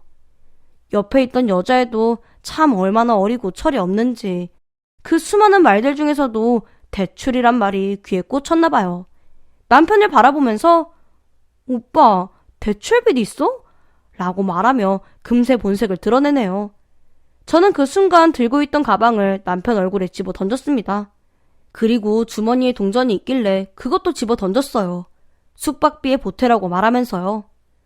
둘 다 정말 좋아하긴 했는지 저의 그런 행동에 옆에 있던 그년이 저를 막아서더라고요. 저는 그년에게도 적절히 응징해줬습니다. 그러자마자 남편도 그 여자애 막아주겠다고 난리도 아니었고요. 아주 웃기고 환장하는 상황이었어요. 그 와중에 여자애는 남편더러 빨리 신고하라고 소리를 바락바락 지르고 주변 사람들도 슬금슬금 쳐다보길래 조용히 이야기해줬어요. 오늘 내가 여기 왜 와 있을 것 같아? 고작 니들한테 손찌검이 나려고 왔을까? 경찰서 가봤자 내가 찍은 너네들 사진이나 보여주겠지. 내가 설마 엿먹을 거라 생각하니? 나이가 어려서 그런지 태세 전환도 아주 순식간에 해버렸습니다. 제 입에서 사진 이야기가 나오자마자 갑자기 무릎을 꿇고 제발 참아달래요. 제발 용서해달라네요. 자기 부모님 아시면 죽는다며 엉엉 울기 시작합니다. 참 그 꼴을 보고 있는데 어이가 없었어요. 이런 철부지를 여자로 보고 좋아한 남편도 너무 징그러웠고요. 전 그 후로 그 어떤 대답도 없이 집으로 돌아왔습니다. 웃긴 건 남편 놈이 저한테 너무 정통으로 들켜서 그런진 몰라도 아무 사과도 해명도 없네요. 그날 밤부터 집에 들어오지도 않았어요. 그날 아이들을 봐주신 친정엄마 때문에 저희 집 쪽에서는 자연스럽게 모든 상황을 알게 되었고 제가 만류했음에도 불구하고 시댁에 전화하셔서 아주 쌍욕을 하셨더라고요. 벌레 같은 아들놈 관리 좀 잘하라고 했대요. 처음 그 얘기를 들었을 때는 그렇다고 시부모님이 뭔 잘못이 있겠나 싶어서 화들짝 놀랐는데 시댁에서도 반응이 장난 아니었다고 하더라고요. 니네 딸이 그지 같으니 우리 아들이 바람을 폈겠지 하고 말씀하셨다네요. 그 이야기를 듣고 나서는 저희 부모님한테 전화 잘 하셨다고 했습니다. 이미 그때까지 저에게 일어난 일만으로도 참 드라마가 따로 없었는데 우리 대단한 남편놈은 그 와중에도 정점을 하나 찍어주더라고요. 며칠 뒤에 경찰서에서 전화가 왔어요. 남편이 유치장에 있으니 와보셔야 될 것 같다고 합디다. 안 그래도 이혼 준비하느라 정신없는데 이건 또 무슨 일인가 싶어 궁금해서 가봤습니다. 가보니 남편 얼굴이 피떡이 되어 있었습니다. 정황을 알아보니 남편이 현금 서비스 대출 연체뿐만 아니라 제3금융대출까지 받았나봐요. 뭔 조폭같이 생긴 분들이랑 같이 있더라고요. 그 사람들이랑 옥신각신하다가 시내에 간판 몇 개를 부쉈다나 뭐라나. 참 마지막까지 진상이다 싶었습니다. 저는 경찰관들에게 저 이 사람과 이혼 소송 중입니다. 더 이상 관계없는 사이니 법대로 해주세요. 라는 말과 함께 자리를 떴습니다. 뒤돌아 나오는 저를 보며 남편은 고래고래 악을 쓰고 있고 마지막까지 반성하는 태도가 일절 보이지 않는 그를 보면서 이 이혼 빨리 서둘러야겠다는 생각만 했어요. 사연을 쓰고 있는 지금은 아주 덤덤한 상태지만 사실 당시에 자는 아이들 끌어안고 참 많이 울었습니다. 그런 쓰레기 남편이라면 이혼이 고민할 일이 아닌데도 고민이 될 수밖에 없더라고요. 아이들 때문이었겠죠. 저는 모든 스트레스를 최소화하기 위해서 큰 돈을 주고 변호사에게 전체 과정을 전담시키기로 했어요. 스트레스 문제도 있지만 남편이 워낙 여기저기 걸쳐놓은 빚이 많잖아요. 그래서 법적으로 해박하신 분이 오셔야만 제가 깨끗하게 이혼할 수 있겠더라고요. 다행히 제가 찍어뒀던 사진들, 그리고 남편의 대출 흔적들이 아주 명백해서 제 이혼은 아주 유리하게 마무리될 것 같아요. 그리고 친정 부모님을 통해서 들어보니 그 불륜녀의 부모들이 시댁 부모님까지 찾아가서 우리 딸이 인생 망친 놈이라며 난리가 났었다고 하네요. 어떻게 하다가 그렇게 일이 커졌는지 알 순 없지만 그냥 다 인과응보라고 생각합니다. 남편 놈은 이 시기가 지나가고 나면 또 누군가를 사랑하며 예전에 저에게 했던 로맨틱한 행동들을 반복하겠죠. 한 번 쓰레기는 영원한 쓰레기니 절대 변화 따윈 없을 거예요. 평생 한 여자에게만 그럴 거라고 착각했던 이 남자. 알고 보니 드라마에나 나올 법한 악질이었네요. 저희 아이들이 그런 놈 밑에서 자라지 않을 수 있다는 것만으로도 너무나도 감사한 나날들입니다. 긴 이야기 들어주셔서 감사드려요. 안녕하세요. 저는 결혼 3년차 여자입니다. 저와 남편은 연애 때부터 성격이 유독 똑 닮아서 문제없이 결혼까지 이어졌어요. 그이는 가정에도 충실하고 저에게도 정말 과분한 남자였죠. 그래서 그런 남편의 노력에 저 역시 더욱 가정에 노력했습니다. 그런데 이렇게 사랑 그 자체였던 저희 둘 관계에서 유일한 산이 하나 있었다면 바로 시어머니예요. 저희 결혼을 정말 완강하게 막아섰던 분이시거든요. 그 이유가 참 말씀드리기에도 부끄럽네요. 제 성격이 뭐가 나서도 제 직업이 시원찮아서도 아니었거든요. 시어머니의 불만은 다름 아닌 저희 아버지 때문이었죠. 저희 아버지는 식물 인간으로 병원에 누워 계세요. 원래 몸이 안 좋아서 그런 게 아니라 제가 태어나기도 전에 아버지에게 불의의 사고가 있었대요. 그 사고로 몸이 좀 약해지셨다가 그 후로 점점 병세가 악화되어서 지난 5년 정도 병상에 누워 계셨죠. 아버지는 원래 정말 건장하고 건강한 체력의 소유자였다고 하더라고요. 어머니 역시 그런 아버지의 남성미에 홀딱 반해서 연애를 하셨다고 하셨을 정도니까요. 그런데 갑자기 찾아온 사고 소식 이후로 체력이 급격하게 나빠지셨죠. 아주 작은 감기에도 보름 넘게 입원을 해야 하셨을 정도로 몸이 약해지셨다고 하더라고요. 저는 태어날 때부터 아버지의 병약한 모습만 보고 자랐기 때문에 아빠의 건강하던 옛날 시절 이야기를 들을 때면 참 꿈만 같았어요. 그런데 그게 왜 제 결혼에 문제가 되어야 하는지 솔직히 받아들일 수가 없었죠. 당시 시어머니께서는 저에게 이런 말씀을 하셨습니다. 네 입장에서는 모질게 들릴 수 있어도 어쩔 수 없다. 가족이 식물인간인데 나중에 너까지 어떻게 될지 누가 알겠니? 아버지의 식물인간은 사고로부터 시작된 거지 가족력이 있거나 선천적으로 건강이 좋지 않았던 게 아니라고 몇 번이나 말씀드렸어요. 하지만 시어머니는 들은 채도 하지 않으시더라고요. 그렇게 설명하는 것도 한두 번이지 제 문제도 아닌 저희 부모님 문제로 저렇게 모질게 나오시는 걸 저는 받아들일 수가 없었죠. 그렇게 사랑하는 남편이었지만 이런 이유로 결혼을 반대하는 시댁이라면 나도 필요 없다고 말했을 정도로 당시 상황이 좀 심각했어요. 그러나 이런 위기에도 불구하고 저희가 이렇게 결혼도 하고 신혼생활을 넘어 3년이라는 시간 동안 함께 할 수 있었던 것에는 남편의 역할이 참 컸는데요. 당시에 저는 남편과 함께 시어머니를 설득하기 위해서 시댁에 방문한 적이 있었습니다. 그때 시어머니가 저에게 물까지 끼얹어가며 이야기를 하셨죠. 다시는 제 똑같은 설명 듣고 싶지 않다면서요. 남편과 시아버지가 보는 앞에서 머리끝부터 발끝까지 축축하게 젖어버린 저는 참을 수 없는 수치심을 느꼈어요. 그리고 다시는 사랑하는 내 아버지의 아픔을 이 집에서 애걸복 거라듯 설득할 일은 없을 거라 속으로 다짐하며 자리를 박차고 나왔습니다. 그런데 그때 제가 자리를 박차고 나가자마자 남편이 시어머니에게 이렇게 말하고 나왔대요. 가족과 연을 끊고서라도 저와 결혼하겠다고요. 어떻게 다른 이유도 아니고 예비사돈의 건강 때문에 물까지 끼얹을 수가 있냐고.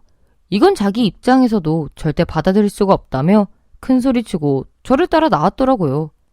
저는 그런 남편의 강경한 모습에 이 사람만큼은 정말 믿을 수 있겠다는 신뢰가 생겼고, 그렇게 저희는 결혼을 진행할 수 있었습니다. 물론 결혼식 때 시부모님은 두 분 다 오셨어요. 저뿐만이 아니라 아들까지 나서서 인연을 끊겠다 어쩐다 하니 어쩔 수 없이 수락하신 느낌이랄까요? 3년 전이긴 하지만 아직도 결혼 당일의 기억이 생생합니다.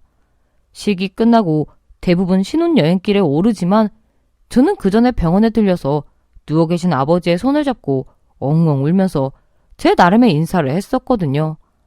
아빠, 나 결혼했어 오늘. 아빠가 결혼식장에 오진 못했지만 다 알 거라고 믿어. 나 정말 잘 살게.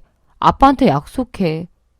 천장을 멍하니 바라보고 계시지만 왠지 아빠는 제 이야기를 꼭 듣고 계신 것만 같았어요.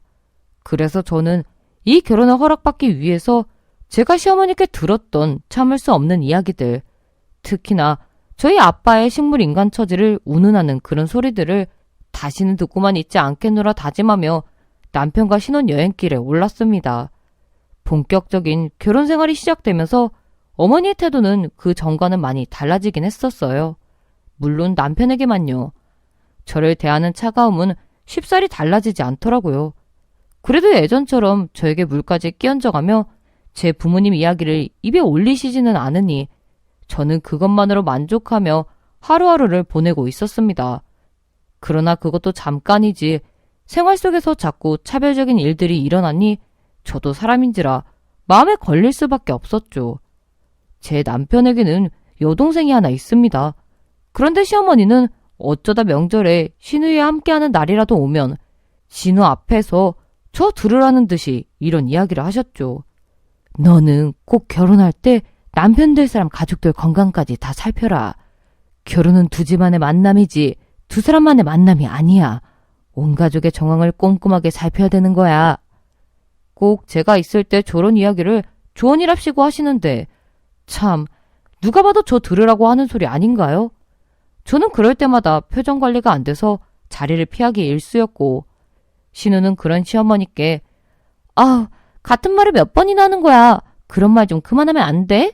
라고 되물으며 은근히 제 편을 들어주곤 했지만 어머님은 그러든지 말든지 이런 비슷한 이야기를 틈만 나면 꺼내셨어요. 하지만 이렇게 신우와의 대화를 통해서 간접적으로 눈치 주는 거야 100번이고 참을 수 있습니다. 그런데 저에게 직접적으로 잔소리를 하시는 경우도 비일비재했죠. 예를 들어 같이 식사라도 하는 자리가 생기면 제가 먹는 모든 것들을 일일이 간섭하셨어요. 한날은 시댁 근처 한정식집에서 모인 날이었는데 제가 무심코 반찬 중에 있던 강정을 하나 집어먹으니 어머니가 곧바로 저에게 한마디 하시더라고요. 얘, 너 그런 튀김 먹어도 되니? 건강관리 똑바로 해야 한다. 너 이제 우리 집 사람이야. 물론 듣기에 따라 정말 제 건강만 염려해주는 조언으로 받아들일 수도 있습니다. 하지만 시어머니와 제 사이에는 식물인간 아버지에 대한 풀리지 않는 대립관계가 있는데 이런 상황에 저런 말씀을 하시면 전 무조건 예민하게 받아들이죠. 하지만 모든 식구가 몇 달 만에 한자리에 모인 상황에서 제가 무슨 말을 하겠어요. 저는 그저 어머니께 평소에도 건강하게 잘 먹고 운동도 열심히 해요. 어머니, 제 건강 걱정 너무 크게 안 하셔도 돼요. 정도로만 말씀드리고 말았네요. 근데 어머니는 그럼 거기서라도 좀 멈춰주시면 참 좋겠는데 한번 열린 입은 닫힐 줄을 모르셨죠. 시어머니는 계속해서 걱정이 안 되게 해야 말이지. 네가 나중에 아프기라도 해봐라. 내 아들 모조리 그 수발 다 들어야 되는데. 어휴, 생각만 해도 끔찍하다. 라고 하시며 고개를 절레절레 저으셨고 그럴 때마다 남편은 중간에서 시어머니께 엄마, 적당히 좀 해. 엄마가 하는 말이 걱정 같아? 걱정을 가장한 공격이잖아. 집사람 건강 걱정은 내가 해. 그렇게 걱정이 되면 차라리 말로 하지 말고 건강식품 사주고 운동을 끊어주든가. 라고 단호하게 말했습니다. 중간에서 이렇게 남편이 막아서주면 제 속이 다 시원해져요. 그래서 항상 일이 커지려다가도 그쯤에서 멈추게 되니 다행이었죠. 어머니는 남편이 그렇게 말할 때마다 어머어머 저놈 저거 말하는 뻔세 좀 봐라. 이렇게 말하시고는 더 이상 말씀하시지는 않더라고요. 그렇게 어쩌다 한번 모일 때마다 이런 아슬아슬한 상황의 연속이었어요. 남편은 저에게 모일 때마다 엄마가 저런 소리를 하니 이제는 모이더라도 참석하지 않겠다고 저에게 말을 하곤 했지만 저는 이 정도 선에서 끝나는 거라면 충분히 넘어갈 수 있다며 남편을 오히려 다독였죠. 그리고 중간에서 항상 나서주는 남편에게 고맙다고도 말했어요. 제 입장에서는 충분히 화날 수 있지만 남편은 어쨌거나 자기 친엄마한테 늘 큰 소리를 쳐야 하니 그게 쉽지는 않을 거라는 걸 저 역시 잘 알고 있으니까요. 하지만 결국 선을 넘어도 한참 넘어서는 일은 터지고야 말았습니다. 저희가 결혼 2년 차쯤에 전세가 끝이 나서 조금 더 큰 집으로 이사를 하게 되었는데요. 친정 식구들도 모여서 집들이를 한 번 했고 그 이후로 시댁 식구들도 저희 집에 모두 초대해서 식사를 하기로 했습니다. 저번 만남 이후로 오랜만에 뵙는 날이었는데 역시나 변한 게 없는 저희 시어머니. 집에 들어오시자마자 집안 곳곳을 살펴보시며 잔소리를 늘어놓기 시작하셨죠. 아니, 집에 무슨 탄산음료가 이렇게 많어. 너 이런 거 자꾸 마시다가 건강 훅 간다. 정말 내가 몇 번 말하니 이런 거 먹지 말고 보리차 끓여 먹으라고. 집들이 오자마자 냉장고 열어서 저렇게 화내는 사람 본 적 있으신가요? 아무리 시어머니라도 참 너무하시죠. 심지어 그 탄산 음료들은 저번에 친정 식구들이랑 배달 음식 먹으면서 딸려왔던 콜라랑 사이다였는데 말입니다. 하지만 저는 그걸 일일이 어머니께 아니라고, 그건 저희가 평소에 먹던 게 아니라 저번 집들이 때 남은 거라고 설명드리고 싶진 않았어요. 그래서 저는 그저 그 말을 못 들은 척 넘기고 어머님 아버님 안부나 물으면서 상황을 전환했죠. 그런데 어머님이 기어코 선을 넘으시는 겁니다. 냉장고 문을 툭 닫으시고는 다른 천장을 하나하나 모두 열어보며 혀를 차시더니 저를 쓱 보시며 이렇게 말씀하셨어요. 아이고야, 니들 해먹는 꼬라지 보니 머지않아 지 아빠 침대 옆에 누워있는 며느리 꼴이 선하다 선해. 기어코 저희 아빠 이야기를 입에 올린 시어머니. 저에게는 어머니 입에서 나온 아빠라는 단어가 마치 방아쇠처럼 느껴졌습니다. 그 말을 듣자마자 얼굴이 시뻘개질 정도로 화가 치솟았고 거실에 함께 있었던 남편이 중간에서 대신 화를 낼 틈도 없이 제가 큰 소리로 어머니께 대답했어요. 어떻게 몇 년이 지나도 어머니는 변함이 없으세요? 아픈 사람을 그렇게 입에 올리시면 기분 좋으세요? 처음 보는 제 모습에 적잖이 당황하신 시어머니는 한참을 멍하니 저를 바라보시다가 이내 곧 큰 소리를 버럭버럭 치시면서 저에게 삿대질을 하시며 말씀하셨어요. 아니 애가 지금 시어머니한테 말하는 꼬락서니 좀 봐라. 시모가 며느리 건강 걱정도 못한다니? 어따 대고 지금 말대꾸야 말대꾸가? 내가 뭐 못할 말이라도 했어? 응? 그러나 저는 이제껏 그냥 흘려듣고 웃어 넘기면서 무시했던 어머니의 잔소리들이 순간 제 머릿속에 모조리 생각나기 시작했고 그동안 참았던 마음이 폭발하면서 더욱 거세게 대답했습니다. 건강 걱정요? 걱정을 걱정답게 하셔야죠. 저희 아빠가 병원에 계신 게 그렇게 안 잊고 오세요? 선천적인 게 아니라 사고였다고 몇 번을 말씀드렸는데 아직도 똑같이 말씀하시네요. 이 정도면 제가 아프길 바라시는 건 아니고요? 저는 시어머니 눈을 똑바로 쳐다보며 어머니를 향해 저벅저벅 걸어갔어요. 그러자 어머니는 제 행동에 충격을 받으셨는지 계속 이년이? 라는 말만 거듭하시다가 결국 제 얼굴로 손을 올리셨죠. 그리고 그 순간 남편이 어머니를 막아섰습니다. 지금 뭐 하는 짓이냐며 시어머니 손을 남편이 거세게 잡아 말렸고 어머니는 이거 놓으라며 어디서 며느리라는 녀석이 시모한테 졌다고로 이야기를 하냐며 실랑이를 하셨어요. 저는 그 상황에서도 분이 가시지 않아 부엌에 들어가서 냉수를 한 컵 따라 벌컥벌컥 들이마셨고 그 장면을 모두 지켜본 시아버님과 신우는 몹시 당황했죠. 하지만 누가 봐도 그간 어머니가 해오신 말씀 그리고 제가 참아왔던 모습을 잘 알고 있었던 그들이기에 아버님도 신우도 모두 어머니를 뜯어 말렸습니다. 어머니는 그런 가족들 때문에 더욱 화가 나셔서는 가족 전체가 며느리한테 홀려서 나한테만 지랄들이다 라고 하시며 거친 욕을 마구 쏘아 놓으셨고 앞으로 이 집에 더 이상 올 일은 절대 없을 거라며 외투와 가방을 허겁지겁 챙기시더니 혼자 나가버리셨죠.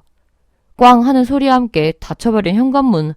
아버님은 헛기침을 몇 번 하시더니 식사는 다음에 해야겠다며 서둘러 어머니를 따라 나가셨고 신우 역시 아버님과 함께 나가셨어요. 그렇게 텅 빈 집안에서 저는 그제야 눈물이 북받쳐 쏟아지기 시작했고 남편에게는 더 이상 참지 못해서 미안하다며 엉엉 울면서 말했습니다. 남편은 그런 저를 꼭 끌어안으면서 자기가 중간에서 미리 조치를 못해서 미안하다며 제 마음을 충분히 이해한다며 자기한테 조금도 미안해하지 말라고 했죠. 일이 이렇게 커지도록 상황을 내버려둔 거나 마찬가지니 자기가 제일 잘못이 크다고요. 그렇게 저는 남편 품에서 1시간이 넘도록 울었어요. 지칠 때까지 눈물을 흘리다 보니 서서히 진정이 되었고 축 처진 마음으로 준비했던 음식들을 하나하나 정리하고 있는데 그제서야 눈에 들어온 게 하나 있었죠. 어머니께서 오늘 들고 오셨던 가방 색깔이 소파 위에 있던 제 가방 색과 상당히 비슷한 회색이었는데 허둥지둥 나가시느라 그만 본인 가방을 놔두시고 제 가방을 챙겨 나가신 겁니다. 이미 모두가 떠난 지 1시간이 훌쩍 넘고 나서야 알게 된 사실이라 저는 너무 당황스러웠어요.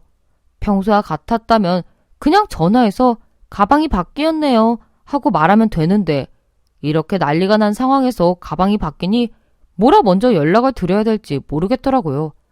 어머님도 지금쯤이면 가방이 바뀌었다는 사실을 아실 텐데 먼저 연락이 없으신 걸 보니 어떻게 해야 될지 모르겠더라고요. 그래서 그렇게 며칠이 그냥 지나가 버렸습니다. 사실 저는 가방 속에 지갑이랑 화장품 몇 가지만 있었고 집에 다른 신용카드도 있기 때문에 가방이 급하게 필요하진 않았어요.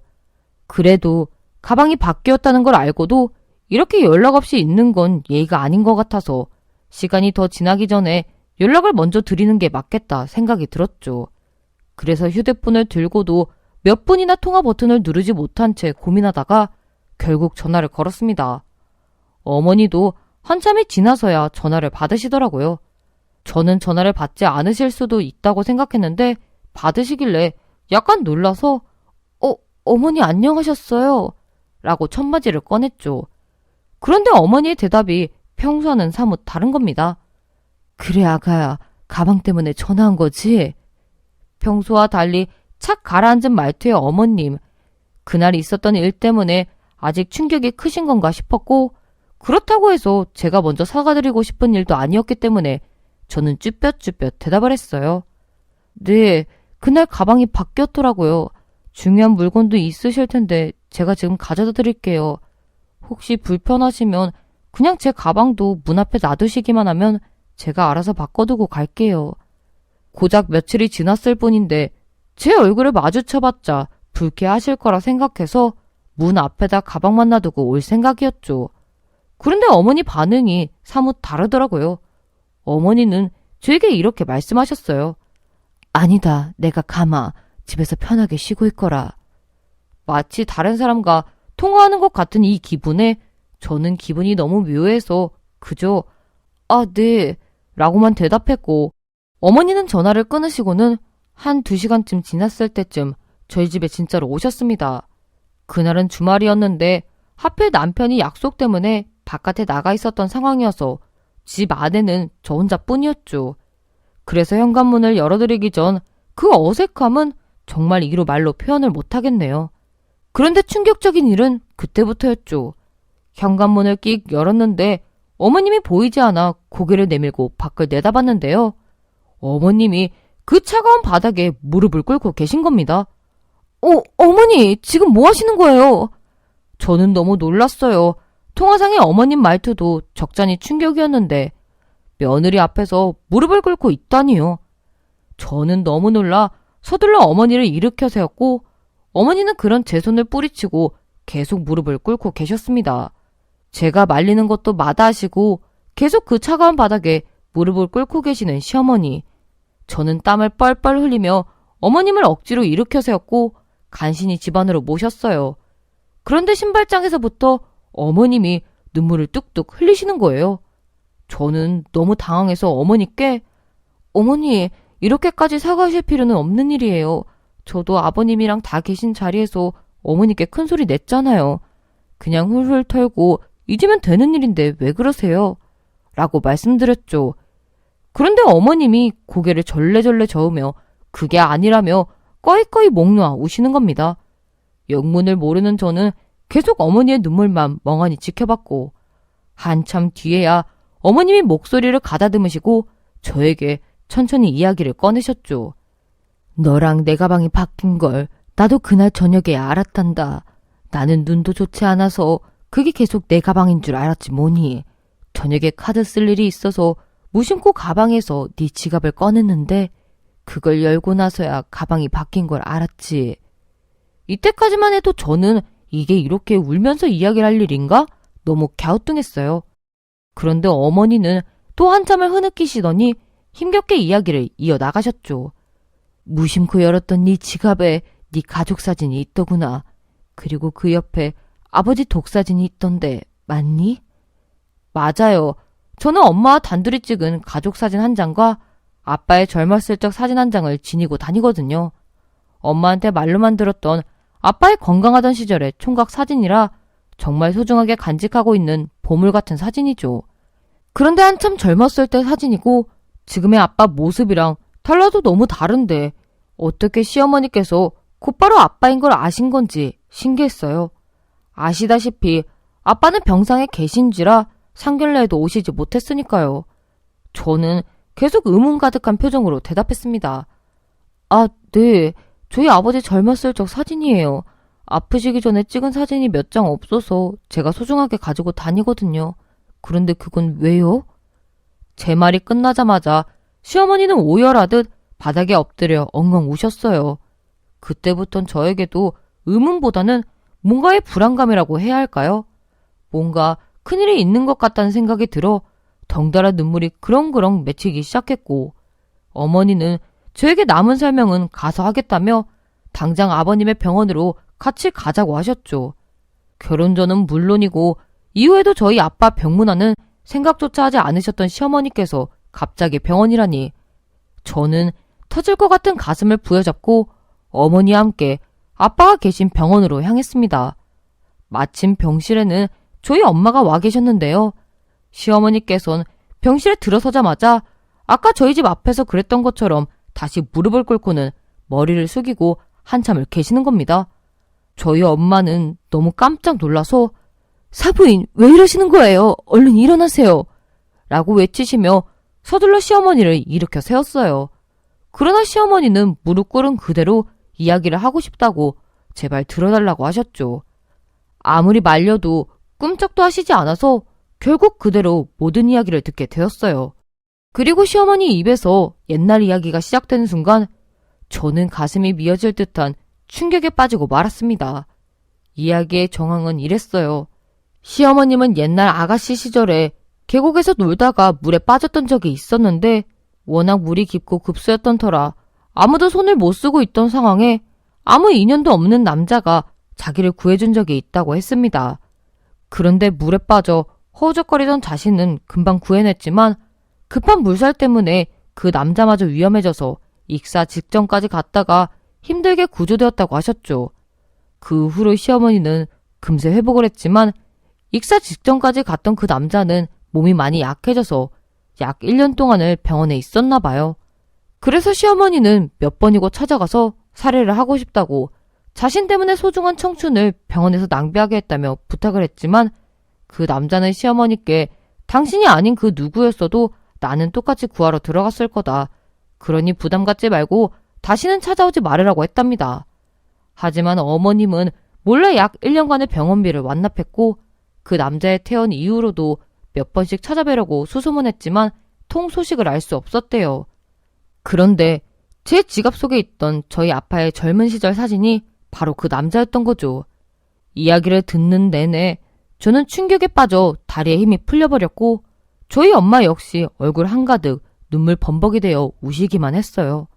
그리고 무릎을 꿇고 계시던 시어머니께서 그 이야기를 모두 전하자마자 저에게 이렇게 말씀하셨죠. 사돈어른 아니었으면 저는 이미 이 세상에 없었을지도 모르는 겁니다. 한마디로 제 대신 여기 누워 계신 거죠. 정말 죄송합니다. 죽일 만큼 제가 미우실 겁니다. 하지만 저희 엄마는 바닥에 엎드려 계신 시어머니를 한참을 바라보다가 가까이 다가가 말없이 꼭 끌어안아 주셨어요. 그러자 시어머니는 통곡하듯 엉엉 우시기 시작했고 병실 안에 있던 모든 사람들의 눈가가 촉촉해졌죠. 그리고 시어머니는 하도 울어 다 쉬어버린 목소리로 이야기를 이어 나가셨습니다. 사돈 어르신 덕분에 한 번 죽었다 깨어난 줄도 모르고 그 후로 건강에 대해서 상당히 예민하게 굴며 살았습니다. 그래서 며느리에게도 못할 짓을 많이 했어요. 정말 너무너무 미안하고 죄스럽네요. 저는 시어머니 태도에 놀랐지만 저희 엄마의 태도에 또 한 번 놀랐어요. 저희 엄마는 시어머니의 얼굴을 뒤덮은 눈물을 손수 닦으며 이렇게 대답하셨죠. 전하기 힘든 이야기였을 텐데 이렇게 찾아와 알려주셔서 감사합니다. 그리고 미안한 만큼 고마운 만큼 저희 딸에게 사랑으로 갚아주시면 됩니다. 그걸로 충분해요. 그 말과 함께 병실 안은 또 눈물바다가 되었죠. 그렇게 한참을 이야기하고 울고 웃다가 해질녘이 다 되어서야 시어머니와 저는 병실에서 나왔는데요. 어머님이 제 손을 꼭 잡으며 생명의 은인을 이렇게 가족으로 만나게 되어 너무 고맙다고, 그리고 너무 미안했다며 다시 한번 말씀하셨어요. 그 후로 시어머님과 제 관계는 정말 친딸이라 해도 될 만큼 가까워졌죠. 그리고 얼마 지나지 않아 지난날의 이야기를 시아버님과 남편, 신우 모두 알게 되었고 다들 눈물을 한 바가지씩 흘렸네요.